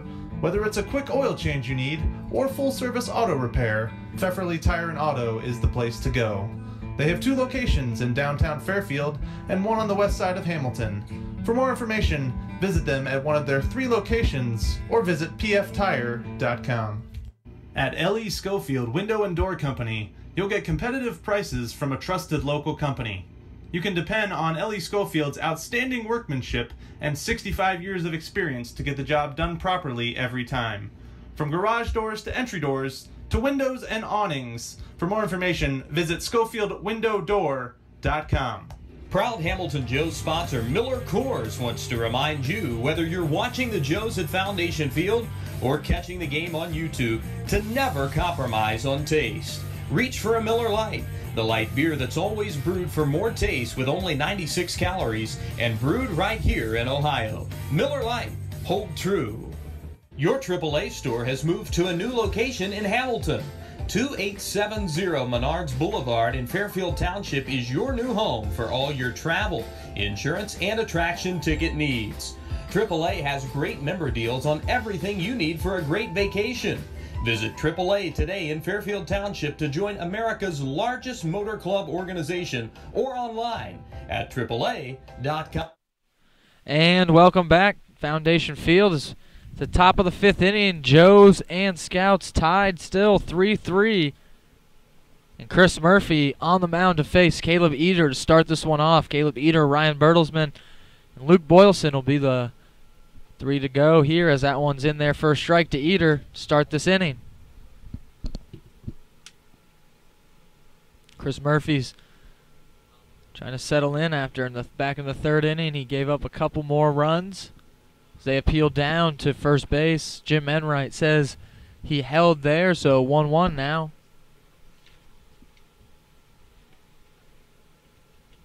Caleb Eder struck out back in the 3rd. He's 0 for 2 on the day. He was an all-star, so we saw him at Prasco Park, but see how he does today as he sends that one right back up the middle for a leadoff single. Yeah, and Murphy, who hasn't thrown horribly, just isn't doing himself any favors. Throwing a lot of pitches, walking batters here and there, giving up the leadoff base hit. As we'll see, as it's kind of midway through the game, he's thrown a lot of pitches. AJ, how many? 78 now. Yeah, so we're getting up to that point. So see if manager Adam Grissom decides to get anyone warmed up. And he's got facing one of the hardest hitters in this lineup, and Ryan Bertelsmann, the DH. 2 for 2 on the day with a couple of singles, a couple of stolen bases, and a run. So he fouls that one back to start this one off. 0-1. The runner on first base is Caleb Eder. Nobody out for Chris Murphy. No movement in the Joes bullpen as of now. And he's in his 5th inning of work as that one misses on the inside part of the plate. 1-1. That's a skill that was never good at right there, as Bertelsmann was trying to take the curveball in on his back hip. I mean, if there's a pitch coming at me, I was bailing. I was getting out of there, getting out of Dodge. Yeah, I feel like you're either, as that one's chopped down to my third base. gosh. Addison Coffey with a diving play, gets He's up incredible. and fires it over to first base. Addison Coffey, the defensive stud at third base, diving out for that one, getting up and firing it over to first for the first out of the inning. Now get ready to roll your eyes, Zach, but I mean, Coffey reminds me of a dude like Javi Baez, these guys that make incredible plays, but just as we saw Coffey earlier, they'll make the simple ones look difficult sometimes. A two-hopper right to him, and he launches it, but he'll make that play all the time. We saw him make an incredible play last night. We saw him making an incredible play last week. He does these fantastic things all the time. As that one's lined over to Jared Kaufman at second base, he easily catches it and flips it to Justin McConnell for the force out at second as Caleb Eder was off the bag. And that ends the inning, like you mentioned. Addison Coffey with an amazing play. We see it time and again. 3 outs quickly there for the Joes after the leadoff single, and they head to the bottom of the 5th inning. Tie ball game, 3-3 at Foundation Field. .com. Nothing pairs better with summer or exciting Joe's action than an ice-cold Coca-Cola. The Joes are proud to serve Coca-Cola at Foundation Field and want to remind you to share a Coke and a smile with your favorite Joes fan this season. Coca-Cola. Taste the feeling.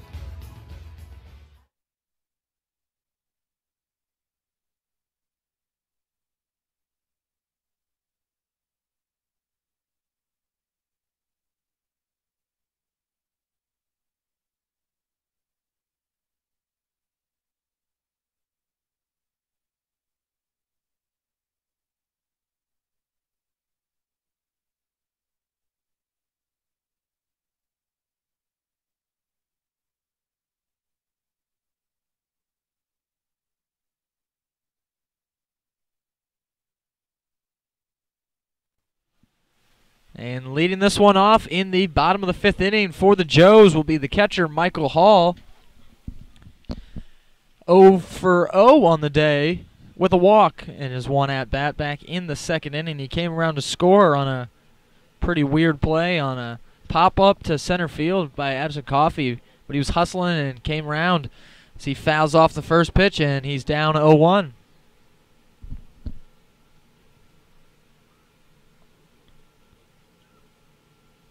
So Michael Hall's got some pink tape on towards the top of his bat like Tyler Thaman for breast cancer awareness night here. And it's now 1-1. I think it could be just a coincidence. But he's got a little strip on there on his red bat as the 1-1 pitch from Fleecer is in there for a strike. Mike Hall's down 1-2 to start this 5th inning. The Joes have 1 hit on the day, managed 3 runs as that one is in foul territory and just barely squeaks out. Michael Hall will do 1-2 again, but the 1 hit by Justin McConnell back in the 1st inning. Other than that, just a couple of walks have gotten Joes runners on. Scouts have 5 hits, out hitting the Joes by 4. The Joes definitely aren't helping themselves with 3 errors so far. Michael Hall will be back at home plate, ready to go for the 1-2 pitch here, as it looks like the Joes have someone stretching out there in the bullpen. Doing some leg stretches there as the 1-2 is up and in and misses to Michael Hall. Some yoga out there.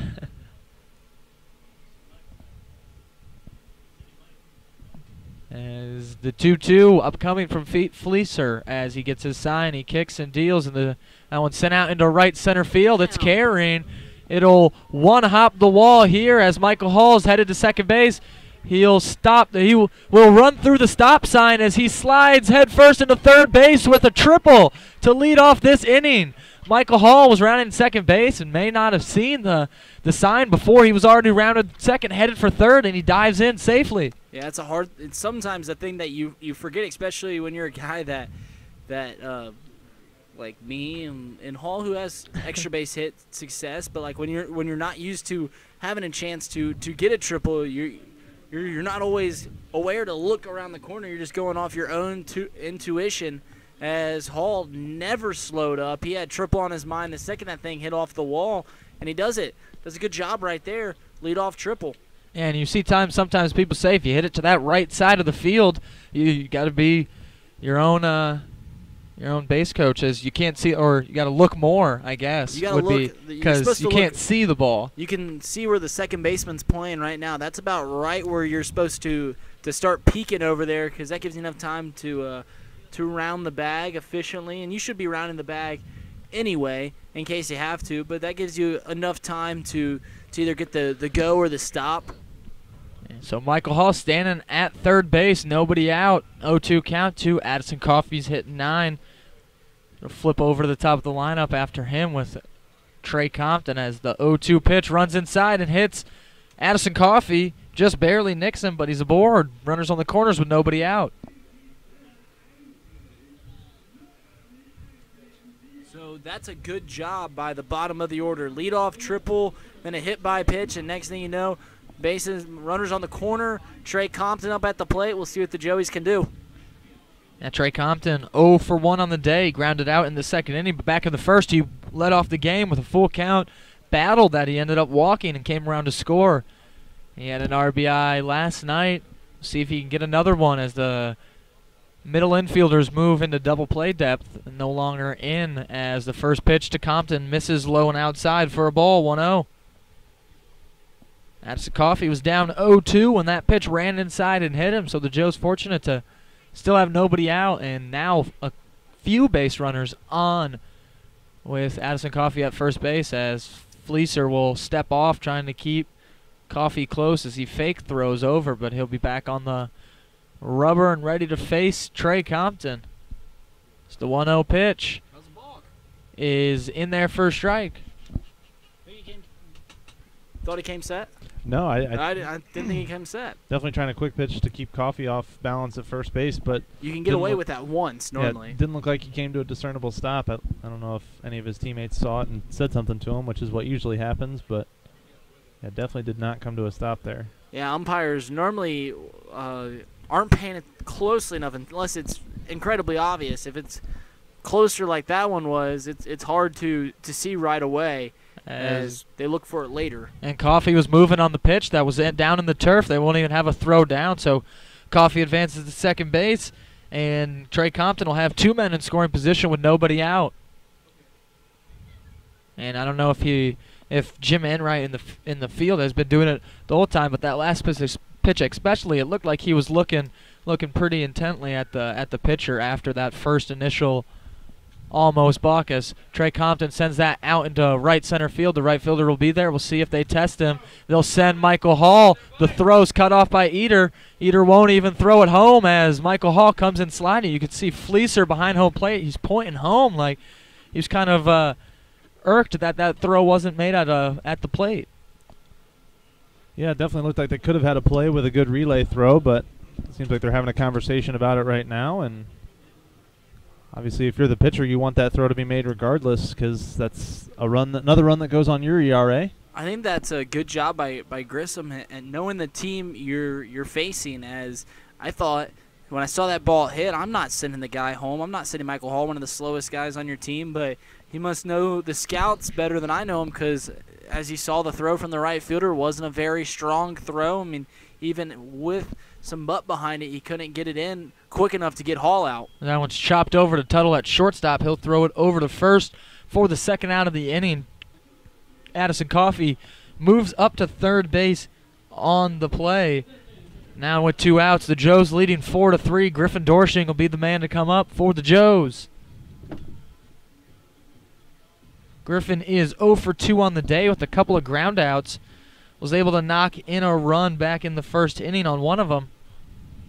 Griffin looking to break out of a mini slump here, as he was 0 for 5 yesterday against the Scouts. Now he's 0 for 2 as the first pitch to him. He'll break out of it here, and that'll get down for an RBI single into left field for Griffin Dorshing with 2 outs. Joe's leading 5-3. Great piece of hitting there from Dorshing, getting his bat, I should say, on the ball in the outside corner of the plate and pulling it into left center field. So great job by him breaking out of that mini slump, as we mentioned. Hasn't been setting the world on fire as he usually does since the All-Star break, but still getting the job done with RBI. And Bubba Cates will have a mound visit here to talk to Fleecer after the Joe string together a rally here and a couple runs. Yeah, that's a good 2-out hit there by Dorshing. The Joes would have been happy just going in the dugout with 1 run, regaining the lead, but leaving that guy on would have left a sour taste in their mouth. Dorshing does a good job at seeing a pitch over the plate and doesn't hammer it, but just flares it right over the shortstop's head. Good for a single, and that's a run in. That's all he needed to do, asking for nothing more. And Bubba Cates will be walking back to the dugout now. Fleecer's still out on the mound. Doesn't look like the Scouts have anybody warming up in the pen, so it'll be Fleecer's inning here with 2 outs as Chris Hamilton is the next batter. 0 for 1 on the day. Sack fly back in the first inning, so he does have an RBI. Griffin Dorshing on first base. Hamilton will show bunt and pull it back wisely as that one misses outside for a ball. 1-0. Chris Hamilton coming into today in the last week and 6 for 17, 353 with 5 runs. He's finding ways to come in after getting on base as that one misses outside too. 2-0. Fleecer gets the 2-0 sign. He kicks and deals, and Chris Hamilton lines that down the right field line. High and deep, that one hits off the wall. Griffin Dorshing around third, headed for home. Chris Hamilton will round second. He'll head for third. Griffin Dorshing sliding in safely home. Chris Hamilton and rocket off the right field wall for an RBI triple. Yeah, so out of these teams, 6 runs, 4 RBIs from the 3 and 4 hole, and that's 1 run. So the 3 and 4 hole have contributed for 5 of the 6 runs here today. Of course, 2 RBIs by Dorshing, 2 by Hamilton, and Dorshing has 1 run scored. I guess that's still only 4 because that's one of the RBIs. Guess I got 2 ahead of myself, and that's thought the math was there. But regardless, good job by Chris Hamilton. It's actually pretty ironic that the second that Chris Hamilton hit that, Dorshing's rounding first base, and some guy outside on the road was revving up a motorcycle, which was pretty ironic. Yeah, I thought it was a sound that they were playing in the press box here. But with 2 outs and an 0-1 count, Sean McGeehan will look at that ball in the turf. 1-1, and that one was shot off Chris Hamilton's bat, and Xenia, that probably would have got out because that one hit off the top of the wall here. Xenia's a little shorter and has that weird fence as that one's chopped over to Tuttle at shortstop. He'll fire over the diamond. Sean McGeehan making it a close play there, but not able to beat it out for the inning ending 6-3. But the Joes get 3 runs back in this inning off a couple triples and a couple RBIs, and they'll lead 6-3 going to the 6th inning, where Reid Maus will take over on your Hamilton Joes Network. The Hamilton Joes play ball on the banks of the Miami River, but the Great Miami Crew Rowing Squad is happy to sponsor the Hamilton Joes during the Great Lakes Summer Collegiate League baseball season. At Tri-Health Orthopedic and Sports Medicine, they know that in Cincinnati, sports isn't just a way of life, it is life. That's why the Hamilton Joes trust Tri-Health to train and care for their players. Tri-Health aims to ensure you don't miss out on a single moment. They provide care Cincinnatians need to keep doing what they love. So get out there and keep cheering, keep playing, keep following your passion with Tri-Health Orthopedics and Sports Medicine. Customized vehicle and car wraps from Luxurious Wraps will have you zooming past your competition. From full-color wraps and window graphics to magnetics and vinyl lettering, Luxurious Wraps' team of professionals will work with you to determine the best and most cost-effective solution to turn your company vehicle into a high-impact advertisement. For more information, visit luxurious-wraps.com. Fort Hamilton Hospital is a full-service community hospital who continues to lead the way to better health in the Butler County area, serving patients from Fairfield, Oxford, Cincinnati, and Middletown. Fort Hamilton Hospital combines modern technology, highly skilled physicians with a friendly, caring staff. Their offerings include maternity, emergency, the most advanced wound healing in Butler County, and a range of outpatient services. For care you can count on, visit Fort Hamilton Hospital, located at 630 Eaton Avenue in Hamilton. Pate Appliance Services have given you 61 years of phenomenal service for any appliance that you need. With flexible scheduling, automated reminders, state-of-the-art service, and an A+ customer satisfaction rating from the Better Business Bureau, Pate Appliance Services is there for you. They can be reached at 513-863-4700 or found online at pateappliance.com. And we are back here at Foundation Field here on the east side of Hamilton, as Chris Murphy will be back out there for work as he got the lead there in the bottom of the 5th inning. We're here in the top of the 6th. Joey's up 6-3 as they are trying to get a run, trying to get another win and sweep the Xenia Scouts as Murphy's falling behind 2-0. Graham Welch up at the plate, left-handed swinger, as he's going to single this one into right field. Not before passing through Chris Hamilton, who was trying to make a diving attempt. It's a good effort on the play, but just snuck right by him.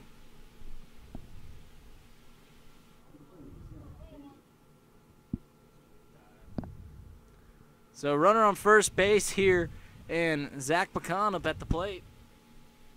Bacon on the day. Your favorite new 0-for-1. nickname, huh? Yeah.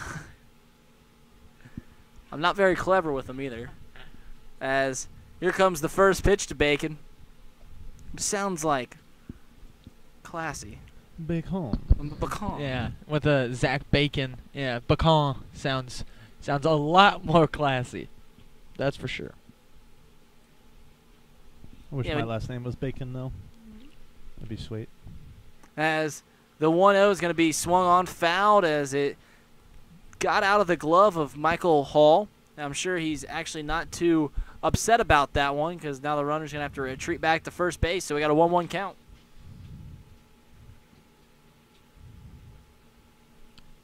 Yeah, Bacon's a cool name. You know what?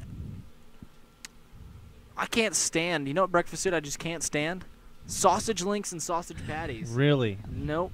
Ooh, we're gonna fight about that. Yeah, I'm not a big sausage guy myself. I like sausage. Don't get me wrong. I just don't like sausage links and sausage patties. That's all I'm saying. So what do you eat sausage in?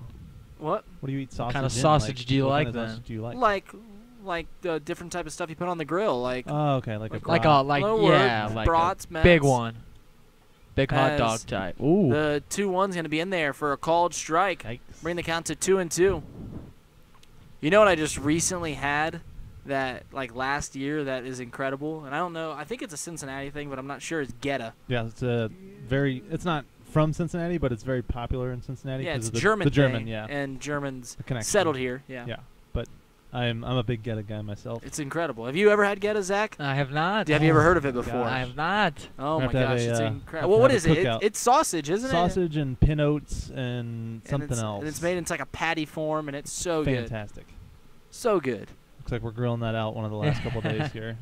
They have Geta Fest down in Cincinnati. Already passed, but. Yep. I missed it this year. I was pretty upset. They do everything Geta mac and cheese, all kinds of delicious Geta stuff. As the 2-2 will be in there for a called strike.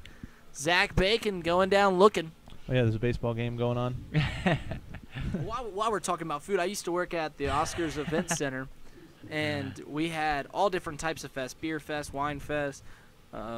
They had food fest, like Bacon Fest was my favorite. Everything there was bacon-oriented, and it was incredible. I probably wrapped in bacon, I bet. Oh, anything that you could think that you can do with bacon. They did it. Was there. They had bacon syrup.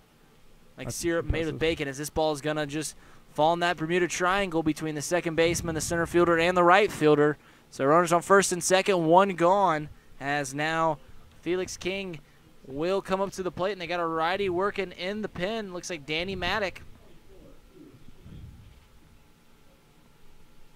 Yeah, hopefully we won't have to see Maddock this inning, and Murphy can work out of it with one out in the 9-hole here. Maybe get a ground ball, but we know that Nick Tuttle, who's on deck, 0 for 3, isn't out there yet, so maybe we might see a switch up, or he's just taking his time. If my memory serves me correct, which it normally doesn't, as we've already addressed this game, as the first pitch misses low and away, 1-0 the count. Murphy tends to fall apart here around the 6th inning. He's had several good starts this year, but it always seems like this inning is right where the wheels start to fall off the wagon. Yeah, he hasn't made it. He hasn't actually gotten an out in the 6th or past the 6th inning. He's made it 6 innings in 3 of his last 4 starts, and 5 in the other one. But yeah, he hasn't gotten a 6 1/3, anything like that. He usually maxes out at 6. So 2-0 count here to the 9-hole. Felix King, as now will be 3-0, as Chris Hamilton's going to go talk to his pitcher. Just calm him down. These never are all that sophisticated between just position players. I mean, when a catcher goes out there, when a coach goes out there, there's normally more talk. But when a position player goes in, he just tells them, take a deep breath. Or I've heard of people just like going up there and making like a fart noise just to like calm. Like I've heard people do that just to relax your pitcher. As this ball is going to be hit hard into center field. Sean McGeehan's going to make a bad defensive play. He's just going to try and lay on top of it, but it gets by him. 1 run will score. There might be a play at the plate for 2, but no, 2 runs will score on the Sean McGeehan miscue. As the ball was falling, you thought maybe Sean McGeehan had a play and try and make a dive at it, but as he got closer to earth, you realize that there really was no play. So now the tying run will be on second base. Yeah, McGeehan he realized it actually as he was diving that he had to just prevent that ball of getting by him. He had no chance of really catching it, and he tried to just play catcher there, but instead the ball gets by him, so that will bring the score to 6-5. Runner on second base, 1 out, and the top of the order is going to come in as we're going to see Danny Maddock on the mound. Stay tuned as you're listening to your Hamilton Joe's Network. Superior Computer Services approaches your IT support differently by seeking to prevent problems with your IT environment, not profiting off of solving them. If you want to feel like you have your own IT department without the outrageous cost, visit 513fixmypc.com. Superior Computer Services, defining excellence in computer and network solutions. Though founded in 2015, Aspen Roofing and Siding has firmly planted its name within the tri-state community. A step above the rest is not just a slogan, but a way of life. They exist to protect and enhance your home, which is your most valuable investment. By giving back to the community, they invest directly into relationships with their existing and future customers. For more information, visit them online at aspencincy.com. M&G Body Shop is your one-stop shop for car repair.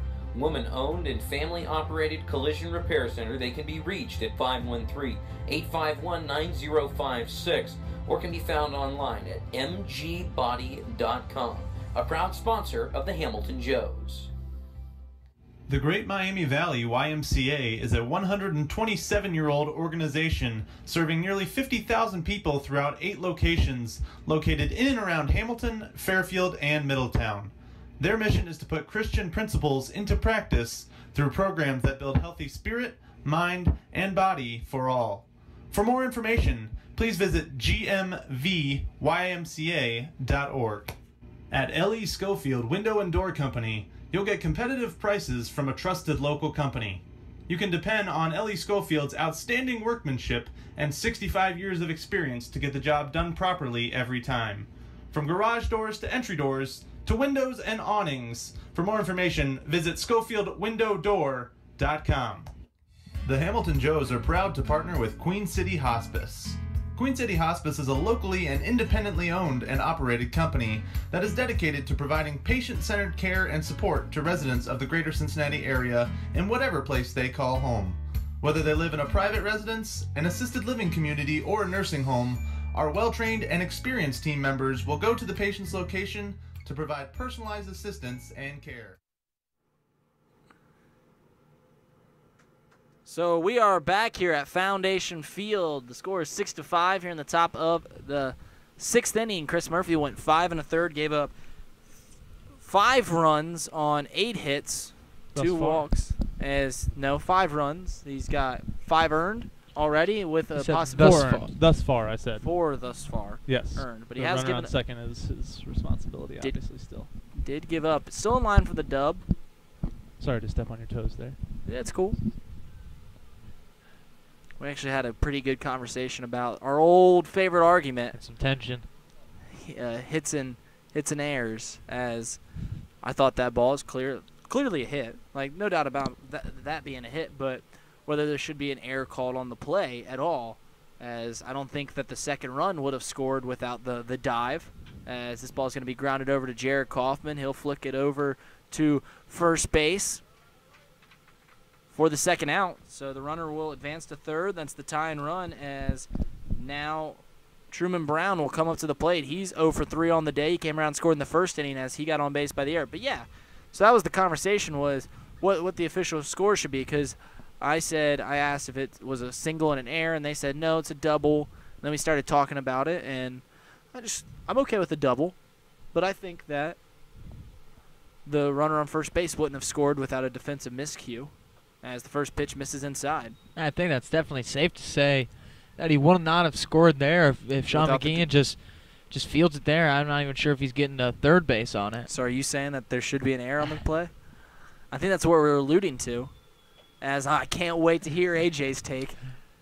No, it's tough. Those kind of plays are tough, because when you give an error, you think that it should do something to advance the guy who hit the ball, but in that case, you could argue that it didn't, but I also see what you're coming at with the fact that the runner probably wouldn't have scored. He wouldn't have scored from first if he hadn't made a diving attempt. The runner on second probably would have scored, even if McGeehan had to just block it up like it was just a normal base hit. Although the runner on second base was holding tight because they thought McGeehan had a chance to catch it. He wasn't really coming off the back, so it could have been a bang-bang play there at home plate if McGeehan – I mean, that would have been if everything goes right. Sure. But there's a 1-2 count here to Truman Brown, as this ball is going to be flared. McGeehan's going to camp underneath it. He'll have this one easily, as the Joes will head into the bottom of the 6th inning. Still the lead intact here at 6-5. Stay tuned as you're listening to your Hamilton Joes. Hamilton Joe's Baseball is brought to you by Triangle Sign Company, a sign of quality since 1921. If your current signage isn't giving you the visibility to attract interest and assist in getting people in your door, then it's time for a custom sign solution from Triangle Sign Company. Whether you're a big or small business, school, or organization, they will design and build a sign that is just right for you. Offering their support for the Hamilton Joes, we thank Triangle Sign Company for their continued support. At 4-Star Mechanical, they are dedicated to you and all of your different HVAC needs that you have as an owner or building engineer. They have been serving the commercial and industrial construction community for over 20 years and continue to strive for past, present, and future complete customer satisfaction. For more information, visit them on the web at 4starmechanical.com. Robinson Fence Company has been servicing the Hamilton area for over 24 years. They're located at 1635 Howell Avenue in Hamilton and offer residential, commercial, and industrial fencing. For more information, please call Robinson Fence Company at 513-867-0080. The Fitton Center for Creative Arts kicks off its 25th anniversary celebrations with its annual season launch party on Friday, August 17th from 5 to 11 p.m. The season launch is a free community event. We are back here at Foundation Field where Jared Kaufman's going to lead off for the Hamilton Joes. I'm Reid Maus, joined along here with AJ Schraffenberger and Zach Verdea. AJ, you had some big boy decisions. I don't know if I just put you on the spot here. I was just at work today, you know, cutting grass and kicking grass, and I get a LinkedIn notification, I get a Facebook notification, and AJ's stepping up in the world. Yeah, I actually accepted a position at Wright State University up in Dayton. Yeah, good for you. Assistant Sports Information Director. Hopefully you don't mind me just putting that on the spot. All right. I figured if you put it on, right. on Facebook it's public, and whatnot. it's public record. So no, yeah, congrats. Thank you. I'm excited to get started in August and doing some things that'll kind of help me out later on in my career search as well. So what he's not telling you is he actually was begging for the Wright State position just because he's a diehard Justin McConnell fan. Exactly. He just wanted to continue his career there. There's a 1-2 count here to Jared Kaufman. That's kind of a conflict of interest for me because I'm a diehard Dayton Flyers basketball fan. So I'll be, but that'll be nice. I'll be closer to UD Arena and be able to catch some more of those games. So as Kaufman gets a good barrel on it to center field, but that'll be the first out of the inning. As now Tyler Thaman will come up to the plate. But I think I'll be spending a lot more time at the Nutter Center on Wright State's campus than I will at definitely UD Arena. So, but no, I'm excited and appreciate the well wishes over there. Yeah, we're proud of you. Me and Zach are proud fellow broadcasters. The bond is real. As the first pitch is in there for a strike. 0-1 the count. Zach, what are your plans after we're done with this season? School. Going back to the Homa. To Norman. Yeah. Norman, Oklahoma. Senior year? Yes, sir. As this 1-1 will be hit into one. right center field. That looks like extra bases as Tyler Thaman's going to round first. He'll be held up. They're actually going to send him as there's a misplay out there in center field as now Tyler Thaman will be in there at third base. And you know what? There goes a counter-argument to my argument earlier.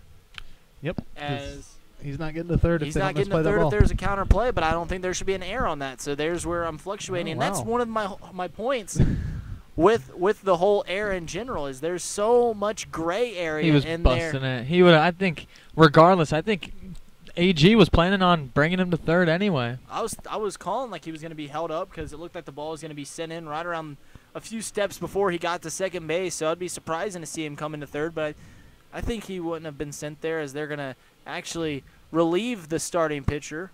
As here comes in a relief guy, and we'll tell you about him, but we're going to stay right here. Or actually, you know what? Yeah, let's stay right here. We're having a little thing. So, yeah, Zach starting your senior year, of course. It's your internship and getting credit for that. You looking farther ahead than that or just getting there? Yeah. Just trying to get out of it. Yeah, one step at a time. So we got a righty. We'll tell you about him in a little bit. Yeah, similar to AJ, I actually just accepted a full-time job, sports editor position at a newspaper up in Van Wert. So that's kind of cool.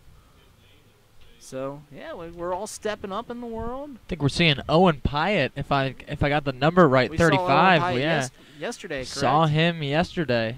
You know what I love about Owen Pyatt is there's no information. Nothing. He's not got a hometown. He's not got height and weight. All we know about him is he throws right-handed and hits right-handed. His name's Owen Pyatt. Other If than it's that, the same one, I'm pretty sure I saw the number right. If it's wrong, then it's someone else. I mean, if so, this is just a vagabond that just showed up off the train in Xenia one day and just said, "I pitch now." Got a couple of them, yeah. Adam Goodpaster.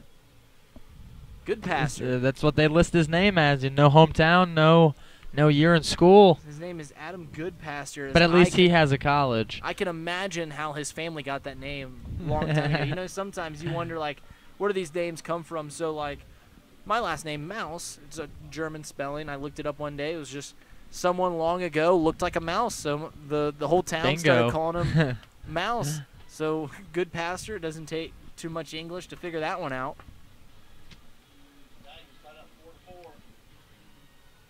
So the Galleon score is tied up at 4-4. I think AJ's got that score up. He's waving it back my way. He's saying, "Please don't make me do anything." And I'll continue to talk. I'm getting subs. That's okay.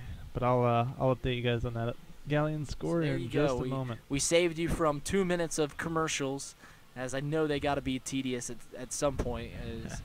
Same ones over and over. What are you saying? They're all my commercials. No, I get it. Obviously, it's AJ's voice. Yeah, Much rather hear me. You guys got to be hearing my voice in your nightmares at this point. M&G Body Shop is your one-stop shop. As here comes the first pitch from Owen Pyatt to Michael Hall. Up and in will be the call. So runner on third base, 1 out. As Michael Hall. So the 1-0 pitch will miss, bringing the count to 2-0. And it looks like top of the pitch from Pyatt, as that will miss inside 2. It looks like top of the 5th, top of the 8th now. It looks like the Socheds got another run back and are leading this one 5-4 now. Yeah, it's just Socheds. It's Socheds. I've actually made that joke horribly similar to that. I just did that one right there with old Cardinals outfielder So Taguchi. That's just So Taguchi. Legend. As the legend. 3-1 misses upstairs. Bringing the count to, that'll be a walk. Yeah, nice little day here for Michael Hall. 1 for 1 with the triple. 2 walks now. He scored, and both times he's reached base. Looks good for the Joes with runners on the corners, 1 out. Day after his birthday, Barry Bonds-esque. Three plate appearances, 3 walks. I saw somewhere that Barry... Forgot about his 3-bagger. That's just my bad handwriting. It's, as AJ once pointed out before, it has caused me to make the wrong call. He had that, of course, that triple that he got waved around on, showing a little hustle, as Addison Coffey will fall behind here, 0-2. Yeah, but what I was saying was, in 2004, Barry Bonds' off-base percentage, so when he wasn't on base, was like 388. That's absolutely incredible. Jeez. He got intentionally walked like more times in a 2-year span than anyone else has in their entire career. I think I saw something like if you took all of his home runs, made him strikeouts, he'd still be... Have a better on-base percentage and a lower strikeout rate than greats. Everyone. Mike Schmidt, Willie Stargell, Sammy Sosa. The one that really surprised me was Alex Rodriguez. Yeah. Because he's not... I mean, the other 3, big strikeout guys, big home run guys. But, Alex Rodriguez was one that is generally thought of as one of the best infielders of all time. Unless you're a steroid hater like I am not. Myself. Yeah, there you go. I think A-Rod, what he did on the field was one of the best infielders and you could argue the best infielder of all time. The only other argument is the 3-2 pitch is going to be fouled. It looks like it might stay in play. Catcher's going to come underneath it as it's just going to hit off the roof of the dugout. Very fortunate there for Addison Coffey for that one to drift. Right and on the corner. Yeah. It's even going to roll back. It didn't even get off the back of the dugout. It rolled back to the gutter they have, and just very lucky with a couple men on and one out. Then that would have put 2 outs and runners 2 on the corner, and Compton coming up would have had to do something here. So Coffey staying alive. Here comes the 3-2 pitch to Coffey as he's going to swing and miss. That'll be a strikeout by Coffey, as now Compton's going to come up to the plate. So up in Galleon, top of the 8th inning, Joey Weissenseal for the Southern Ohio Copperheads hits an RBI double, putting the Copperheads up 6-4 in that game. So they lead by 2 late in that game in the top of the 8th inning. So the Joes, if things hold as they are now, will take 3rd place in the South. But obviously a lot of baseball will be played here and just a little bit to be played up in Galleon. Yeah, so going back, we're not going to skip by it, as here comes the first pitch from Trey Compton, being there for a called strike. You said you're a steroid hitter, and I said, well, A-Rod might be one of the best infielders of all time. Who would you say is the best infielder of all time? Of all time, you ask? Yeah, who's the first guy that comes in your head? 0-1. It doesn't have to be right, because you're probably wrong. It is wrong. I know it's wrong. Because 1-1. Defensively, as a completely biased Reds fan who's only watched a lot of Reds baseball in his lifetime, not even prior to my own lifetime, I think defensively Brandon Phillips was one of the best infielders. That's only defensively. It has no merit about I thought hitting. you were going to go Barry Larkin. No. Well, he was good. But he was early in my lifetime, so not one that I paid too much attention to. It's hard to judge. That's what's awesome about getting in like Twitter arguments or just getting in arguments about baseball players, is we're talking about dead guys that we haven't even seen play before, or guys that aren't dead that couldn't throw a baseball. I mean, I've had people like talk to me about I was talking about people, and they're like, yeah, but what about the eye test? And the other people that were, it was like A-Rod, Lou Gehrig, or like Pete Rose, who's the best infielder, and they said by eye test or by stats, as this pitch is going to be a pass ball or a wild pitch, as that will bring another run in. So the Joes get an extra insurance run, bringing the score to 7-5, and that's a big play. With 2 outs and 2 strikes, it wasn't looking good to get a run in, but we still got another chance, 2-2 or full count here with 2 outs. But finishing that story, the funny thing about that is they said by the eye test or for stats, which I came back with, you have really good memories of watching Pete Rose and Lou Gehrig play, right? Talking to a 20-year-old kid as the 3-2 pitch misses outside. Yeah, that's why I think it's so hard. Is a lot of the guys that people bring up in those conversations, I never saw play. And yeah, I exactly. That's really relate. The same thought process I have all the time on Twitter when you see the MJ LeBron debate. Yeah, and everyone our age is saying MJ, and if you don't remember MJ, I remember old MJ, Wizards MJ, and he's not better than LeBron James. I can tell you that much. And even if you did watch Michael Jordan, I don't want to get this started, but even if you did watch Michael Jordan, you're still wrong. I've seen people talk about it before, and one person brought up this really good point, as we got a 1-0 count here to Justin McConnell. Here comes the pitch from Pyatt. That pitch misses outside, bringing the count to 2-0. And the point is think about our parents or people older than us that will at least argue with us that MJ was as good, if not better, than LeBron James. And think about how good it is to watch, how good LeBron James is at basketball. Just the even fact that MJ is in that argument has to mean that MJ was absolutely incredible. Like, think about how good he was to watch, as this pitch is going to be popped up into right field, as that will be the 3rd out of the inning. And I know we got some good chatter, some good prate going on, but we're going to send it into a commercial break as we're going to head to the top of the 7th inning. AJ Schraffenberger will be back on the call. Stay tuned as you're listening to your Hamilton Joes Network. JCPenney, Best Buy, Dick's Sporting Goods, and many more. Bridgewater Falls also has a wide variety of delicious dining destinations. From burgers to pizza to sushi, experience all of the flavors Bridgewater Falls has to offer. Bridgewater Falls is located just off of Ohio 129 at the corner of Princeton Road and Bypass 4. Come experience great shopping, dining, and services in the heart of Fairfield Township at Bridgewater Falls. Richard's Pizza is one of Hamilton, Ohio's most favorite spots, bringing you Richard's famous steak sandwiches since 1955 and a proud supporter of your hometown Hamilton Joe's. Whether it's pizzas, salads, pastas, or a little bit of fudge for dessert, Richard's Pizza has it all for you and your family.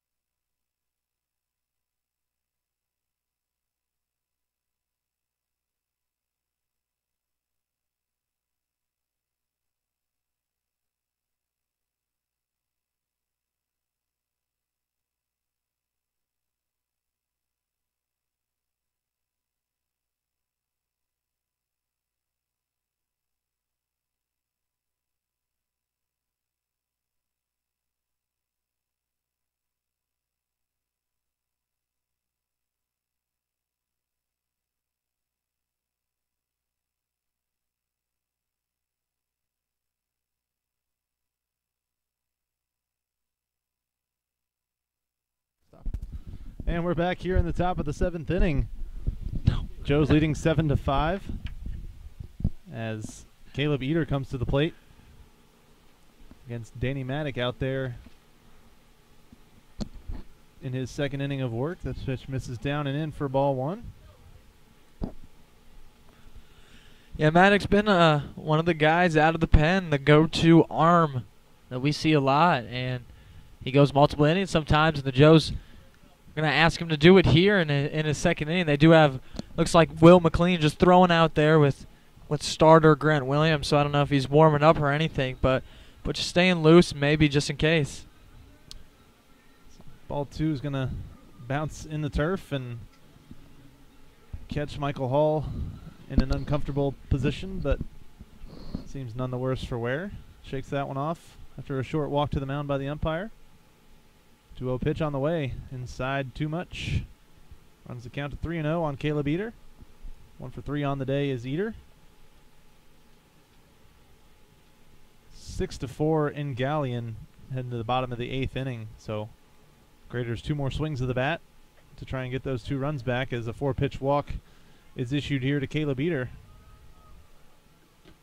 That'll bring up the designated hitter Ryan Bertelsmann. 2 for 3 on the day is Bertelsmann.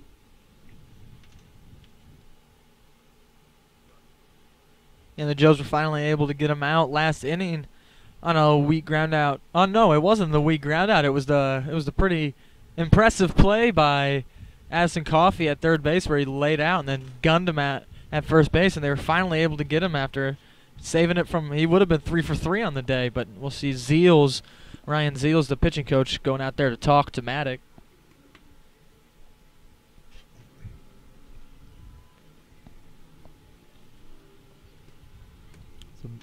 Meeting of the minds on the mound is just about complete here. Speaking of minds, what about the mind on AJ Schraffenberger? He notice we got a new graphic up in the top left-hand corner. He coded that all himself last night. He stayed up till 5 in the morning. Whoa, easy, coding easy. that himself on the day that he signed the papers for his new job. So he was so jazzed about his job, he had to do some work. This guy doesn't take any days off, except for the days he takes off. Tell you what, these guys love to give me a hard time, but how's that giving you a hard time? I like to change things up a little bit. I didn't do that myself in any way, shape, or form. Let's just clear that up right now. You bought the program. Exactly. Yeah. But no, we're glad to get some good feedback on it, and definitely whatever makes it easier for you guys to watch is what we're interested in here. So good to see on our end, and glad you guys like the new layout. Ball on the strike here to Bertelsmann, the designated hitter. AJ, for being the oldest out of all of us, we do give you the hardest time. It is, without a doubt. That's all right. I mean, I can receive it, and I can give it back at points. Yeah, exactly. I mean, AJ's the meanest guy in this press box when the mics are turned off. Not even close. He was boss man. Ryan, boss man Ryan over there. Ryan's making dudes quit left and right with how mean he is to people. Exactly.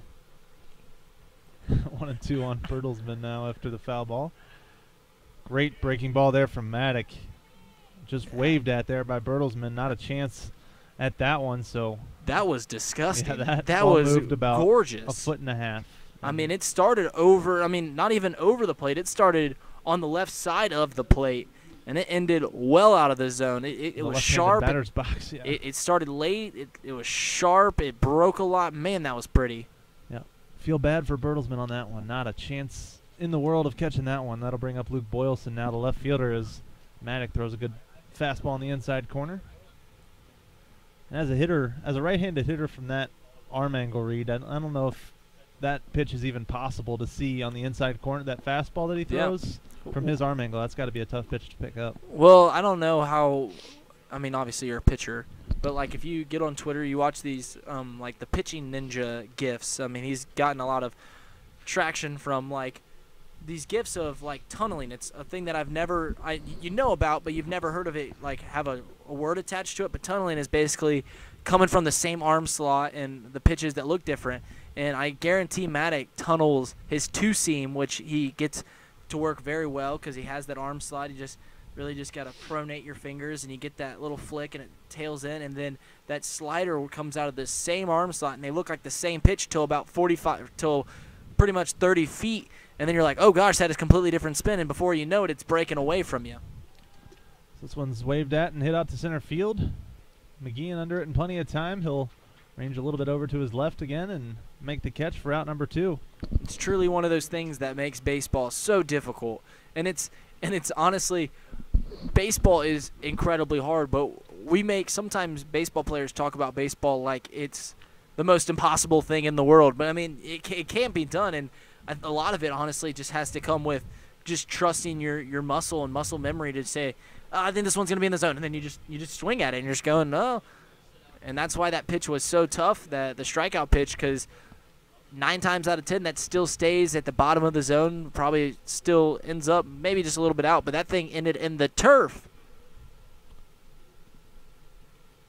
Tough to pick up, definitely, from the right-hander Maddock, so Graham Welch will try to keep this inning alive for the Scouts. This one swung on and fouled down the left field line, just missing the tall light post out there into the Joe's bullpen. Yeah, lost it. So 1-1 now on the right fielder, Graham Welch. Into the top of the 9th inning up in Galleon. Graders didn't get a run in the bottom of the 8th inning, so they'll still trail by at least 2 when they pick up the bats in the bottom of the 9th. But not before the Copperheads get a chance to hit. As Welch fouls this one off and brings the count to 1-2. Joe's just a half game back from 3rd place coming into tonight. So that half game will not be played by the. We've played all of our games, correct? The game that's missing is from the Galleon Graders, and I don't think that game's going to be made up. But I don't believe so. Luckily for the Joes, is they don't need to hope for anything. They take control of their own destiny starting tomorrow. 2-game series against the Galleon Graders here at Foundation Field, and that will be with the playoffs on the line. Yep, regardless of what happens tonight, those 2 games will have enormous playoff implications for the South Division. So definitely a couple games that you're going to want to either tune in or find your way to Foundation Field for, as we'll have some playoff quality baseball here in Hamilton. So a good pitch there from Maddock gets him out of the top of the 7th inning. Joe's lead by 2. We'll be right back on your Hamilton Joes Network.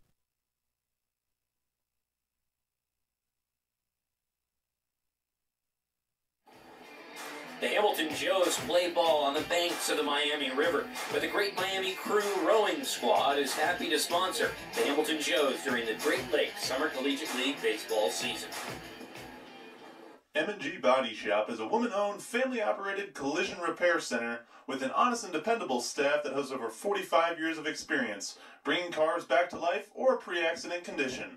They've been in business in Hamilton for over 18 years and focus on mostly body repairs, from minor dents and repairs to major body work and insurance repairs due to an accident. Next time you have car repairs you need done, visit M&G Body Shop in Hamilton. Nothing pairs better with summer or exciting Joe's action than an ice-cold Coca-Cola. The Joes are proud to serve Coca-Cola at Foundation Field and want to remind you to share a Coke and a smile with your favorite Joes fan this season. Coca-Cola. Taste the feeling. Owen Pyatt back on the mound for the Xenia Scouts here in the bottom of the 7th inning, as the 7th inning stretch still underway here at Foundation Field. Fans getting up on their feet, getting the cobwebs stretched out, and moving to some Isley Brothers right now with their classic from the 70s, 80s with Shout. So exciting stuff going on here at Foundation Field. Good crowd tonight. Griffin Dorshing will step to the plate to lead things off in the bottom of the 7th inning. He's 1 for 3 on the evening with 2 RBI. Had an RBI single in the 5th and an RBI ground out to second back in the 1st inning. It's ahead 2 balls and no strikes now. This pitch misses outside once again. Runs the count to 3 balls and no strikes.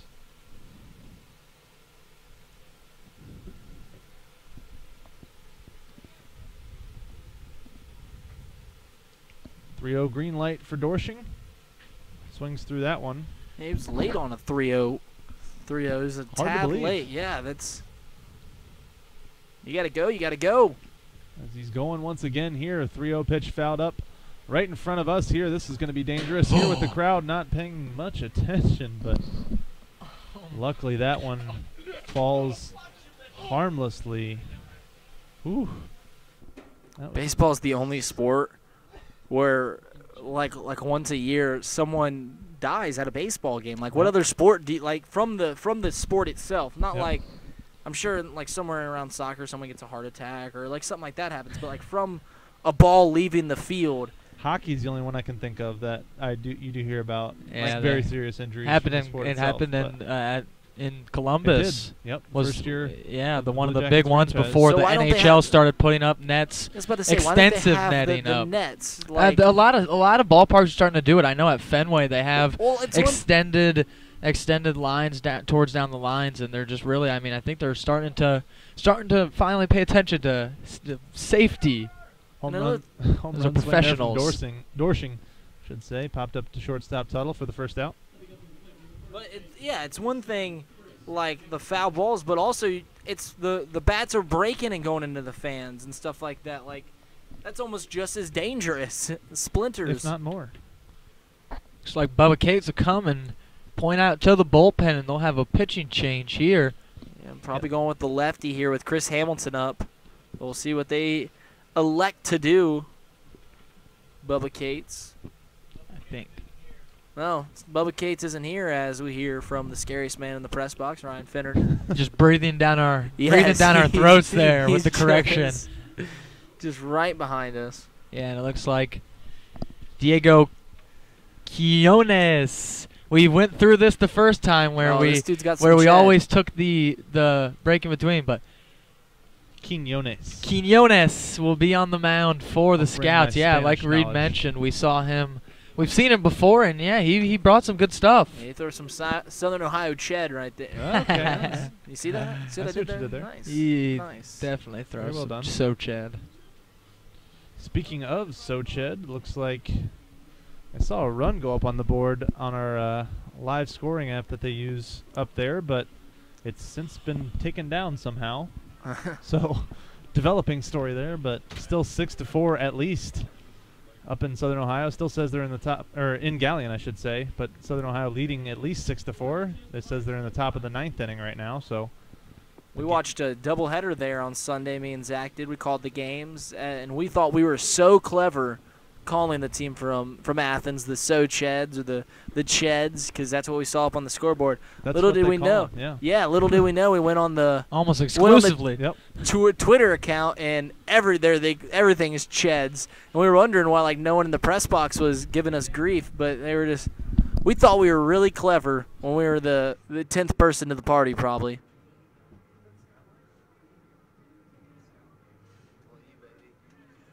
So, Diego Quinones, we saw him one time this year, as we haven't seen him in any other the matchups.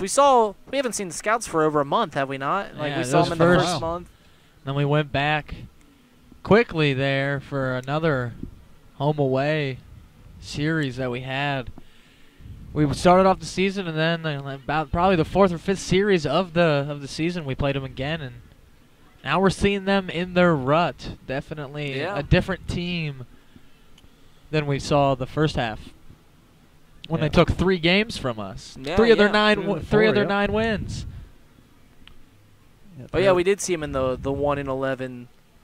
Yeah, that was during our 1-11 drought, and they've since had the thing of infamy. They- We passed it off right to We him. talk about like the Great Exactly. Depression or like the Civil War. It's like that's over now. That was back then. Like It's hard to believe where this team was back then. It's referring to the Joes as opposed to What's where our- they are now. And what's our record outside of that 1-11 12 game skid? should be 17-8.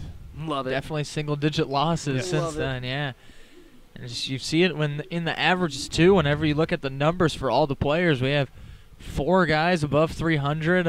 Sean McGee and 295 going into the day. Just a lot of guys have been hitting lately, and the pitching has followed. So Diego Quinones gets to work against Chris Hamilton. First pitch, he's going to square to bunt for a hit. This one tapped down the third baseline, just foul. So that'll be nothing but a first strike to Chris Hamilton. We saw Chris Hamilton last night lay down a bunt down the third baseline. That was a perfectly placed bunt, and he was able to beat it out easily, really without a throw. He was trying to do it again there. This one ripped towards shortstop, but right at the shortstop Tuttle. So a good swing there from Chris Hamilton, but nothing to show for it but the second out of the inning, and that'll bring up Sean McGeehan now with 2 outs. Yeah, I don't know if Quinones was not ready or something to start the inning, but a little bit of an odd decision there by the Scouts to let Pyatt face Dorshing to start the inning and then take him out for Chris Hamilton in the next couple of batters. So this one lifted out to center by McGeehan, but center fielder Chambers. So once again, McGeehan goes center fielder to center fielder, and that'll be the third out of the inning for the Joes. So they don't get anything here in the 7th, but they still lead by 2. Graders now trail by 3 at home against the Southern Ohio Copperheads. So we'll keep you updated on that one, as well as obviously the one we're calling tonight. The Joes lead by 2, heading to the 8th inning. Zach Verdea will take over the play-by-play when we come back. The west side of Hamilton for over 30 years. They see patients of all ages, from infants to seniors, and offer treatments and solutions for any kind of vision conditions. Visit Hamilton Eye Care Center across from Hamilton High School or call 513-894-1800 to schedule an appointment. Hamilton Eye Care. Come see the difference. Customized vehicle and car wraps from Luxurious Wraps will have you zooming past your competition. From full-color wraps and window graphics to magnetics and vinyl lettering, Luxurious Wraps' team of professionals will work with you to determine the best and most cost-effective solution to turn your company vehicle into a high-impact advertisement. For more information, visit luxurious-wraps.com. Bridgewater Falls is proud to continue its sponsorship of the Hamilton Joes. Bridgewater Falls offers guests a unique shopping experience with more than 30 shopping destinations, including Target, JCPenney, Best Buy, Dick's Sporting Goods, and many more. Bridgewater Falls also has a wide variety of delicious dining destinations. From burgers to pizza to sushi, experience all of the flavors Bridgewater Falls has to offer. Bridgewater Falls is located just off of Ohio 129 at the corner of Princeton Road and Bypass 4. Come experience great shopping, dining, and services in the heart of Fairfield Township at Bridgewater Falls.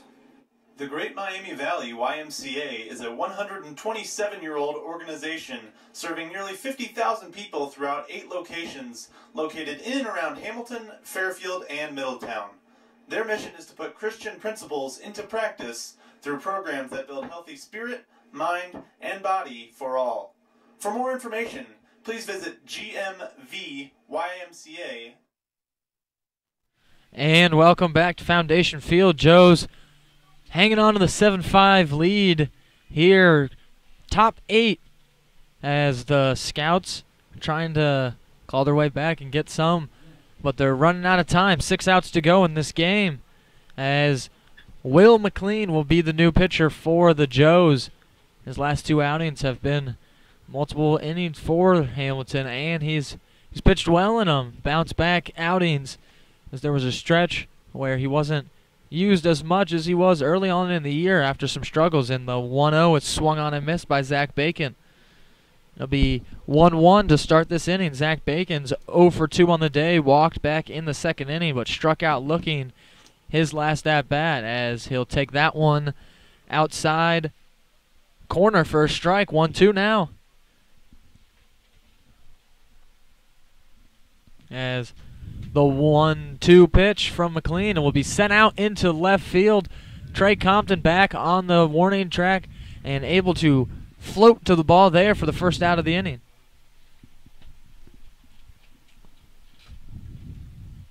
Yeah, that one from Bacon obviously had a little bit of grease on it, might we say. Bacon grease on it out to left field, but Compton able to stroll under that one in plenty of time, and good job here from Will McLean getting ahead early on. So 1 out here to start the 8th inning.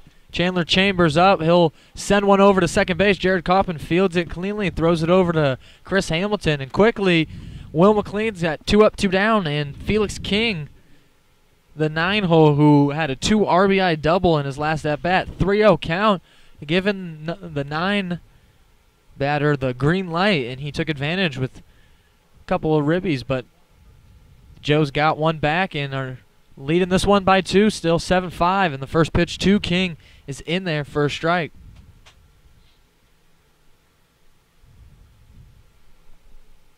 McLean gets his sign from Michael Hall. Kicks and deals on the 0-1 pitch, and that one is in there for a strike on the breaking ball. Well, McLean's working fast here, and he's looking to get out of this inning quickly. 0-2's the count. Felix King's the batter. And McLean, his 0-2 pitch will be up and out and missed there. Felix King doing a good job of laying off that one. But McLean's still ahead of him, 1-2. Shakes off once, gets his sign now. The 1-2 pitch is lined foul out of play towards the right side. And it'll still be the same count here. Felix King doing a good job of staying alive there. We'll see if Will McLean can stop him from doing so on the same 1-2 pitch, but it misses up. Will McLean will have it evened out 2-2 after I can't bring the breaking ball down into the strike zone. The 2-2 pitch will get him kind of fooled there and chop it over to third base. Addison Coffee boots it initially, is able to pick it up, make a strong one-hop throw over. Chris Hamilton with the scoop. 3 up, 3 down go the Scouts. Joe's lead 7-5 going to the bottom half of the 8th inning here at Foundation Field. .org. Richard's Pizza is one of Hamilton, Ohio's most favorite spots, bringing you Richard's famous steak sandwiches since 1955 and a proud supporter of your hometown Hamilton Joe's. Whether it's pizzas, salads, pastas, or a little bit of fudge for dessert, Richard's Pizza has it all for you and your family. At L.E. Schofield Window and Door Company, you'll get competitive prices from a trusted local company. You can depend on L.E. Schofield's outstanding workmanship and 65 years of experience to get the job done properly every time. From garage doors to entry doors to windows and awnings. For more information, visit SchofieldWindowDoor.com. The Hamilton Joes are proud to partner with Planet Fitness, home of the Judgment Free Zone. You can experience the Judgment Free Zone by joining for only $10 a month. You can join in any of the 13 Cincinnati area Planet Fitness locations or online at planetfitness.com. Planet Fitness, the world judges, we don't. Superior Computer Services approaches your IT support differently by seeking to prevent problems with your IT environment, not profiting off of solving them. If you want to feel like you have your own IT department without the outrageous cost, visit 513fixmypc.com. Superior Computer Services, defining excellence in computer and network solutions. M&G Body Shop is your one-stop shop for car repair. Woman-owned and family-operated collision repair center. They can be reached at 513-851-9056 or can be found online at mgbody.com. A proud sponsor of the Hamilton Joes. This is Jared Kaufman, infielder for the Hamilton Joes. Catch all the action right here on the Joes Radio Network.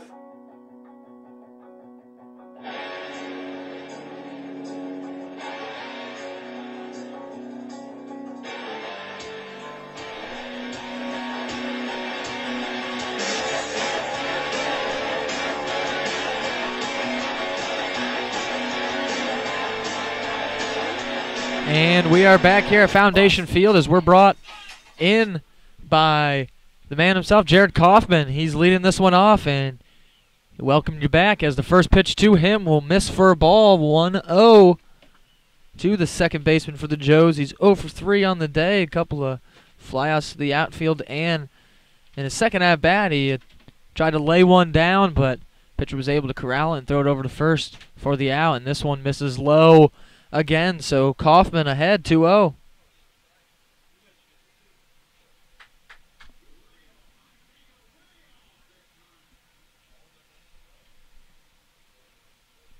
Quinones will look to get under control here to start the inning as the 2-0 pitch misses outside, and that's 3-0.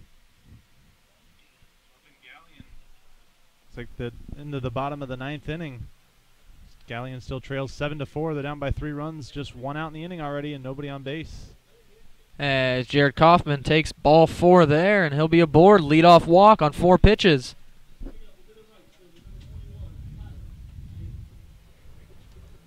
The Joes looking to pick up the half game just from Galleon falling to the Copperheads. It seems like that'll be the result thus far, but last 3 outs in baseball, always the toughest ones to get. And Tyler Thaman will be up here, and he squares around a bunt, but he'll pull it back, and he'll be drilled with that pitch. It wasn't even really close there, and Tyler Thaman's aboard. 2 men on, nobody out to start this inning. Yeah, that one looked like it got him right in the hip there, and seems like he's stretching it out down the first baseline, but doesn't seem any worse for the wear. He's a tough kid. I played with him here in Hamilton myself, and definitely one of the tougher guys I've played with, so I don't think he'll be missing any time because of that one. So Tyler Thaman's on first base, Jared Kaufman's on second. Michael Hall, who's having a good day today so far, 1 for 1 with a triple and 2 walks. Now, AJ.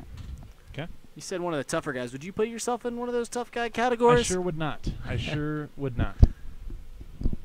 The first pitch to Michael Hall he'll lay down a bunt. Quinones picks it up, throws it over to first base, but Michael Hall does his job there with a sacrifice bunt.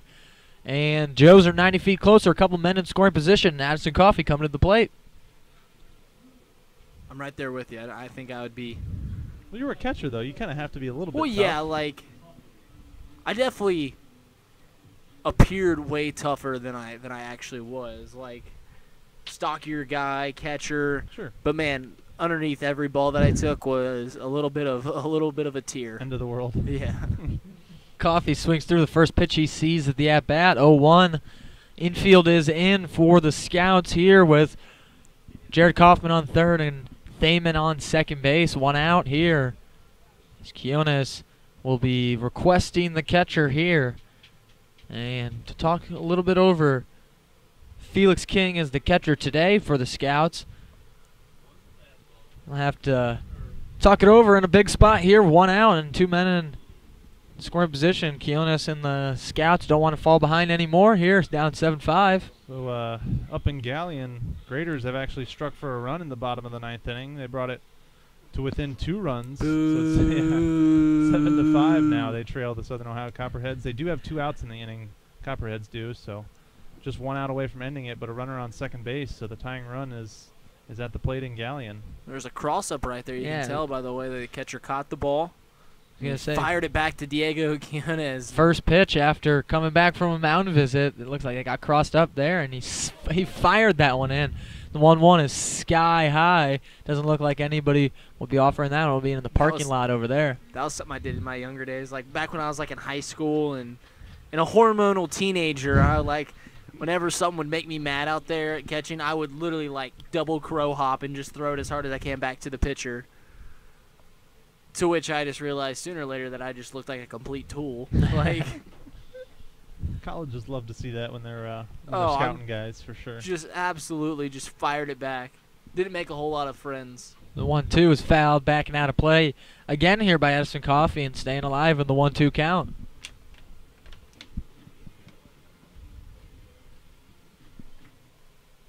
So Quinones will look to get the strikeout pitch here with a couple men on, and Addison Coffey will look to keep battling as the 1-2 comes in, and it skips by King here, and That run will come in to score. Jared Kaufman will score on the wild pitch. Joes lead this one 8-5 now. Yeah, just an obvious overthrow there from Quinones, trying to rear back and get something past Addison Coffey, who's had the opportunity to foul a couple pitches off and just not able to retire him, so he reached back for something extra there and just gave the Joes another run with a wild pitch. So Addison Coffey will have a 2-2 count now as the pitch comes in and he swings on and misses. Joe's fortunate to get a run on that at bat. So now there'll be 2 outs and a runner on third base. Yeah, and think about how many runs the Scouts have given the Joes today. Via errors, via wild pitches, free base runners, all the way around. I mean, out of the 8 runs, you can think of just a couple off the top of your head without digging too deep into the box score or your scorecard right in front of you. Just thinking about it, and that's why they're in the rut that they are, 11 straight losses, and that's why when the Joes, when they were in their rut, it was very similar stuff, giving away runs and not doing a good job offensively. As that one skips away, but Thaman won't test it there as it didn't get far away from King there, and Quinones still rattled here looking to find the strike zone, and the Joes looking to put across the second run of the inning with Trey Compton at the plate now. 1-1 count as Quinones in the windup deals the 1-1 that misses up. 2-1 to Compton.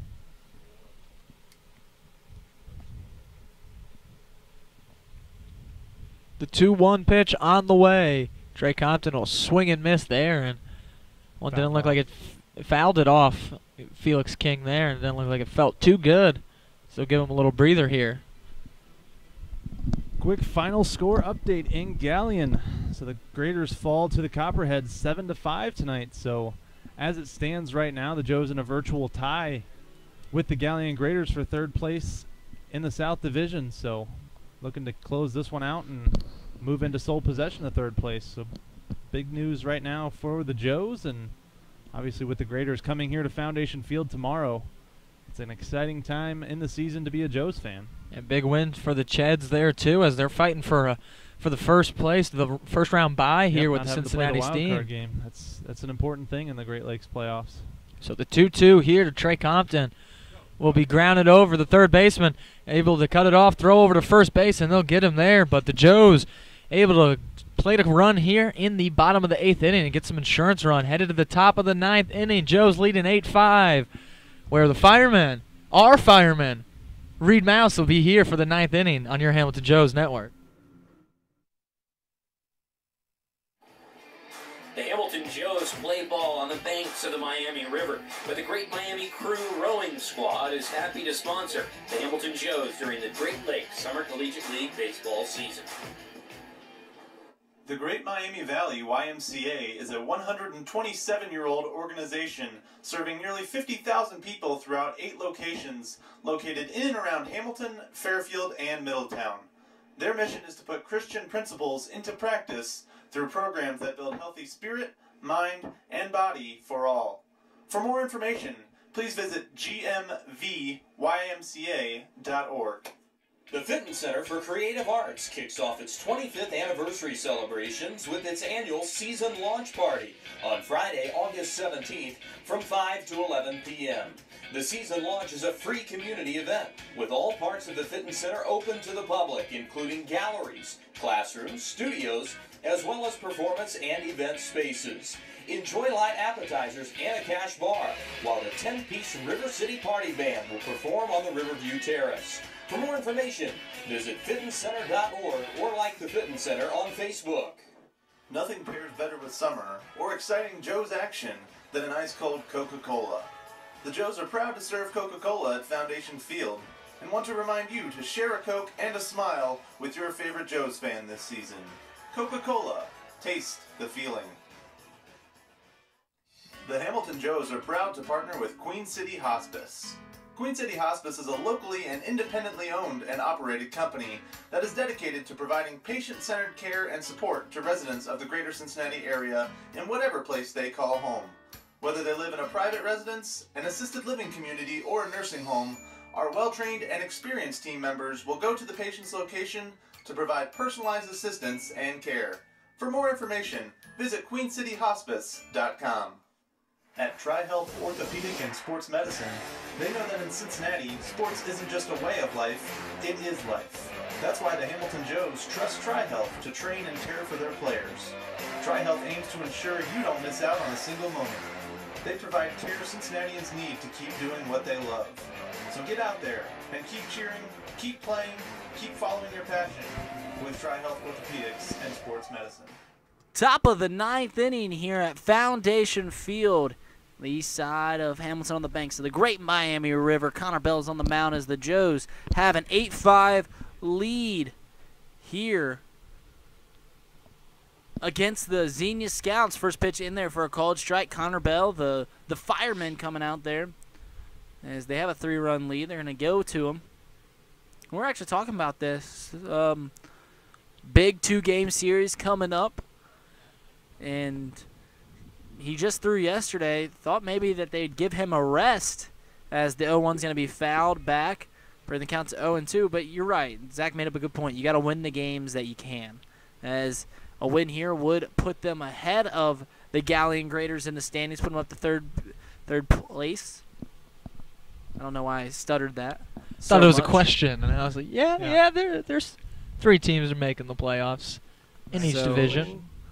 Yeah, the 0-2 is going to hit outside. So it's going to be 1-2 the count. Here to Nick Tuttle. Nick Tuttle got a good nickname from Zach in between the innings. What'd you call him again? Beer Batter King. Beer Batter King. That's right. He's something like that. The king of the whole season for beer batters. Yeah. Yes, he's putting 3. He gave us a couple more exciting strikeouts in the second and the fourth. They ran the beer stand dry here tonight at Foundation Field. All these deals, they were just by tomorrow. As the 1-2 is going to miss upstairs. They just said it's kind of like when you go to like Costco and it's like, I can't leave. These deals are everywhere. People just kept buying it in bulk. Flocking over there. Yeah. It's like December 5th, 1933. That's when Prohibition ended. As the 0-2 will be fouled back. The 2-2 will be fouled back, keeping it right here. So 2-2 the count here. Nobody out with Nick Tuttle up at the plate. Here comes a pitch from Connor Bell, and it's in there for a called strike. And the beer batter strikeout king himself. Yeah, Connor Bell, just being a nice, helpful employee, said, hey, can I help you, sir? Nick Tuttle said, no, just looking. That's 4 strikeouts. I'm sure you guys have never heard that joke before. Man. Yeah, never. We're not going for originality here. Oh, we have 7 innings of just original content. We can take one easy. That's how plagiarism works, right? Is the first pitch is that's public domain, that joke. First pitch is on the outside part of the plate, 0-1 the count.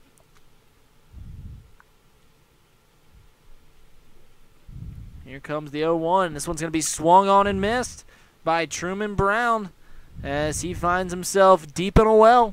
0-2 the count. Good job with Joe's pitching of getting strikeouts.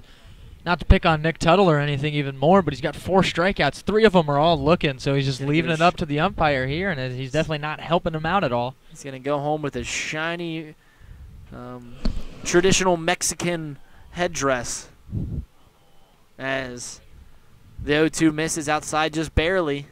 Zach Verdea wanted it. He was giving we were going to get another one there.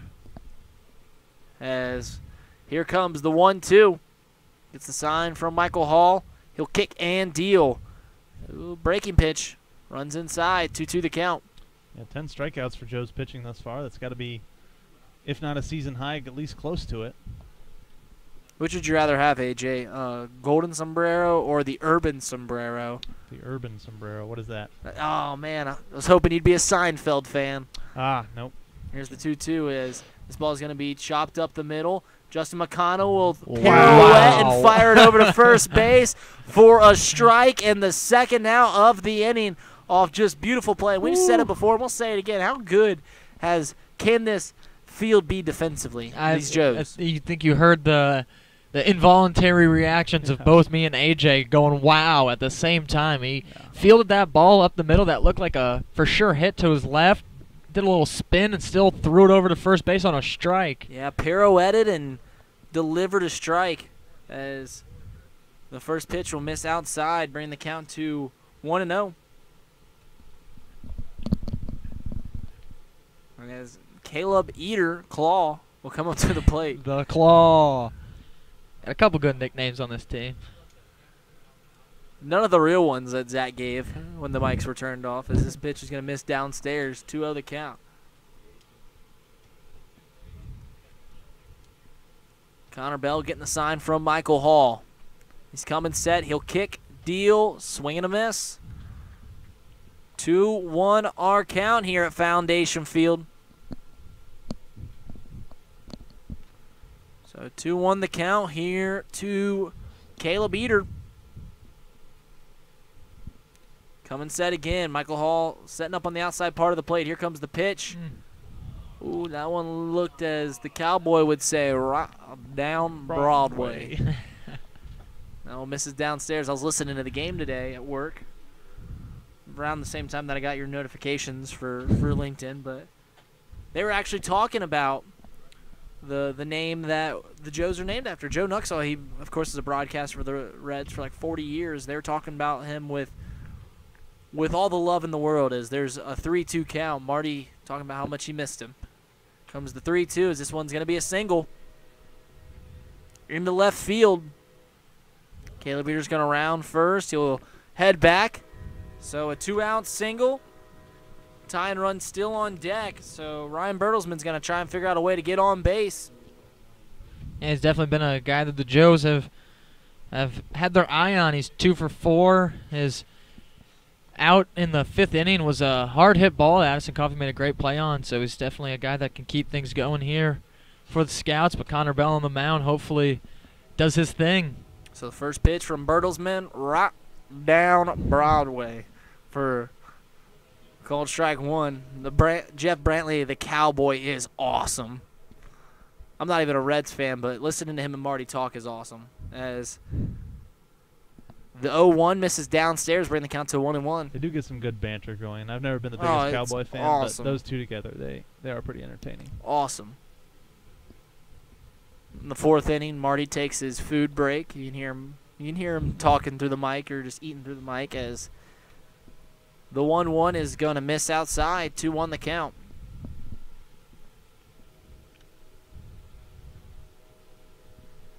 So 2-1, 2 outs, 1 runner on. Joes have an 8-5 lead. Here comes the pitch, fouled over the first base dugout, bringing the count to 2-2.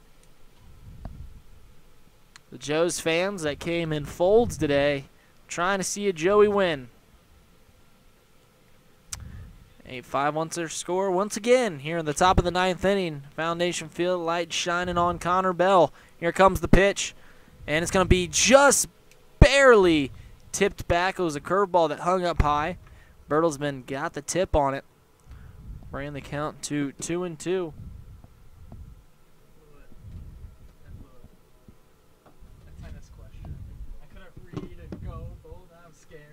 Two, 2-2, and that's going to be a swinging strike for the 3rd out of the inning and the final out of the game. 27 up as Connor Bell sits down the 27th out.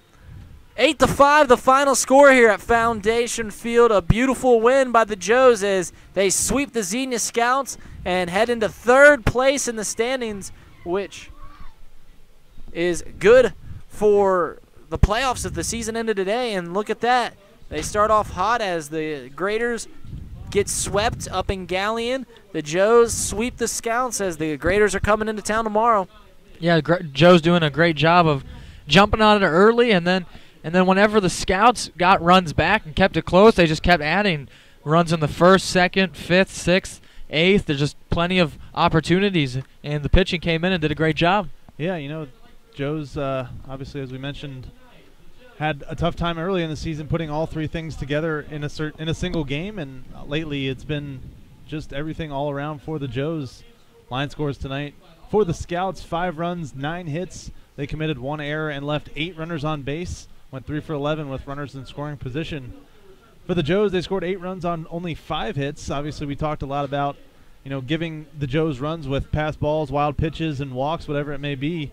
Something that the Scouts have become accustomed to in their 11-game, now 12-game losing streak. The Joes committed 3 errors on the night, 2 of which costed them a run, but ended up being able to overcome that. They left 5 on base and went 1 for 11 with runners in scoring position. Yeah, so the Joes have just 4 games left in the regular season as they're going to try and bid for a couple more going into the final 4-game stretch, trying to get a playoff spot, as they are currently in 3rd place. Top 3 teams from each division play in the playoffs. So if they can fight 2 off against the Graders, they will secure the clinch the playoff berth. But that's 2 games away, as you got to take it out by out, and that coverage will be here tomorrow. We'll be on YouTube. And as the Joes win 8-5 here at Foundation Field, that'll do it for us. I'm Reid Maus, joined along here with AJ Schraffenberger, Zach Verdea. And as the Joes got to go, so do I. And as the old left-hander said, I'm rounding 3rd, heading for home.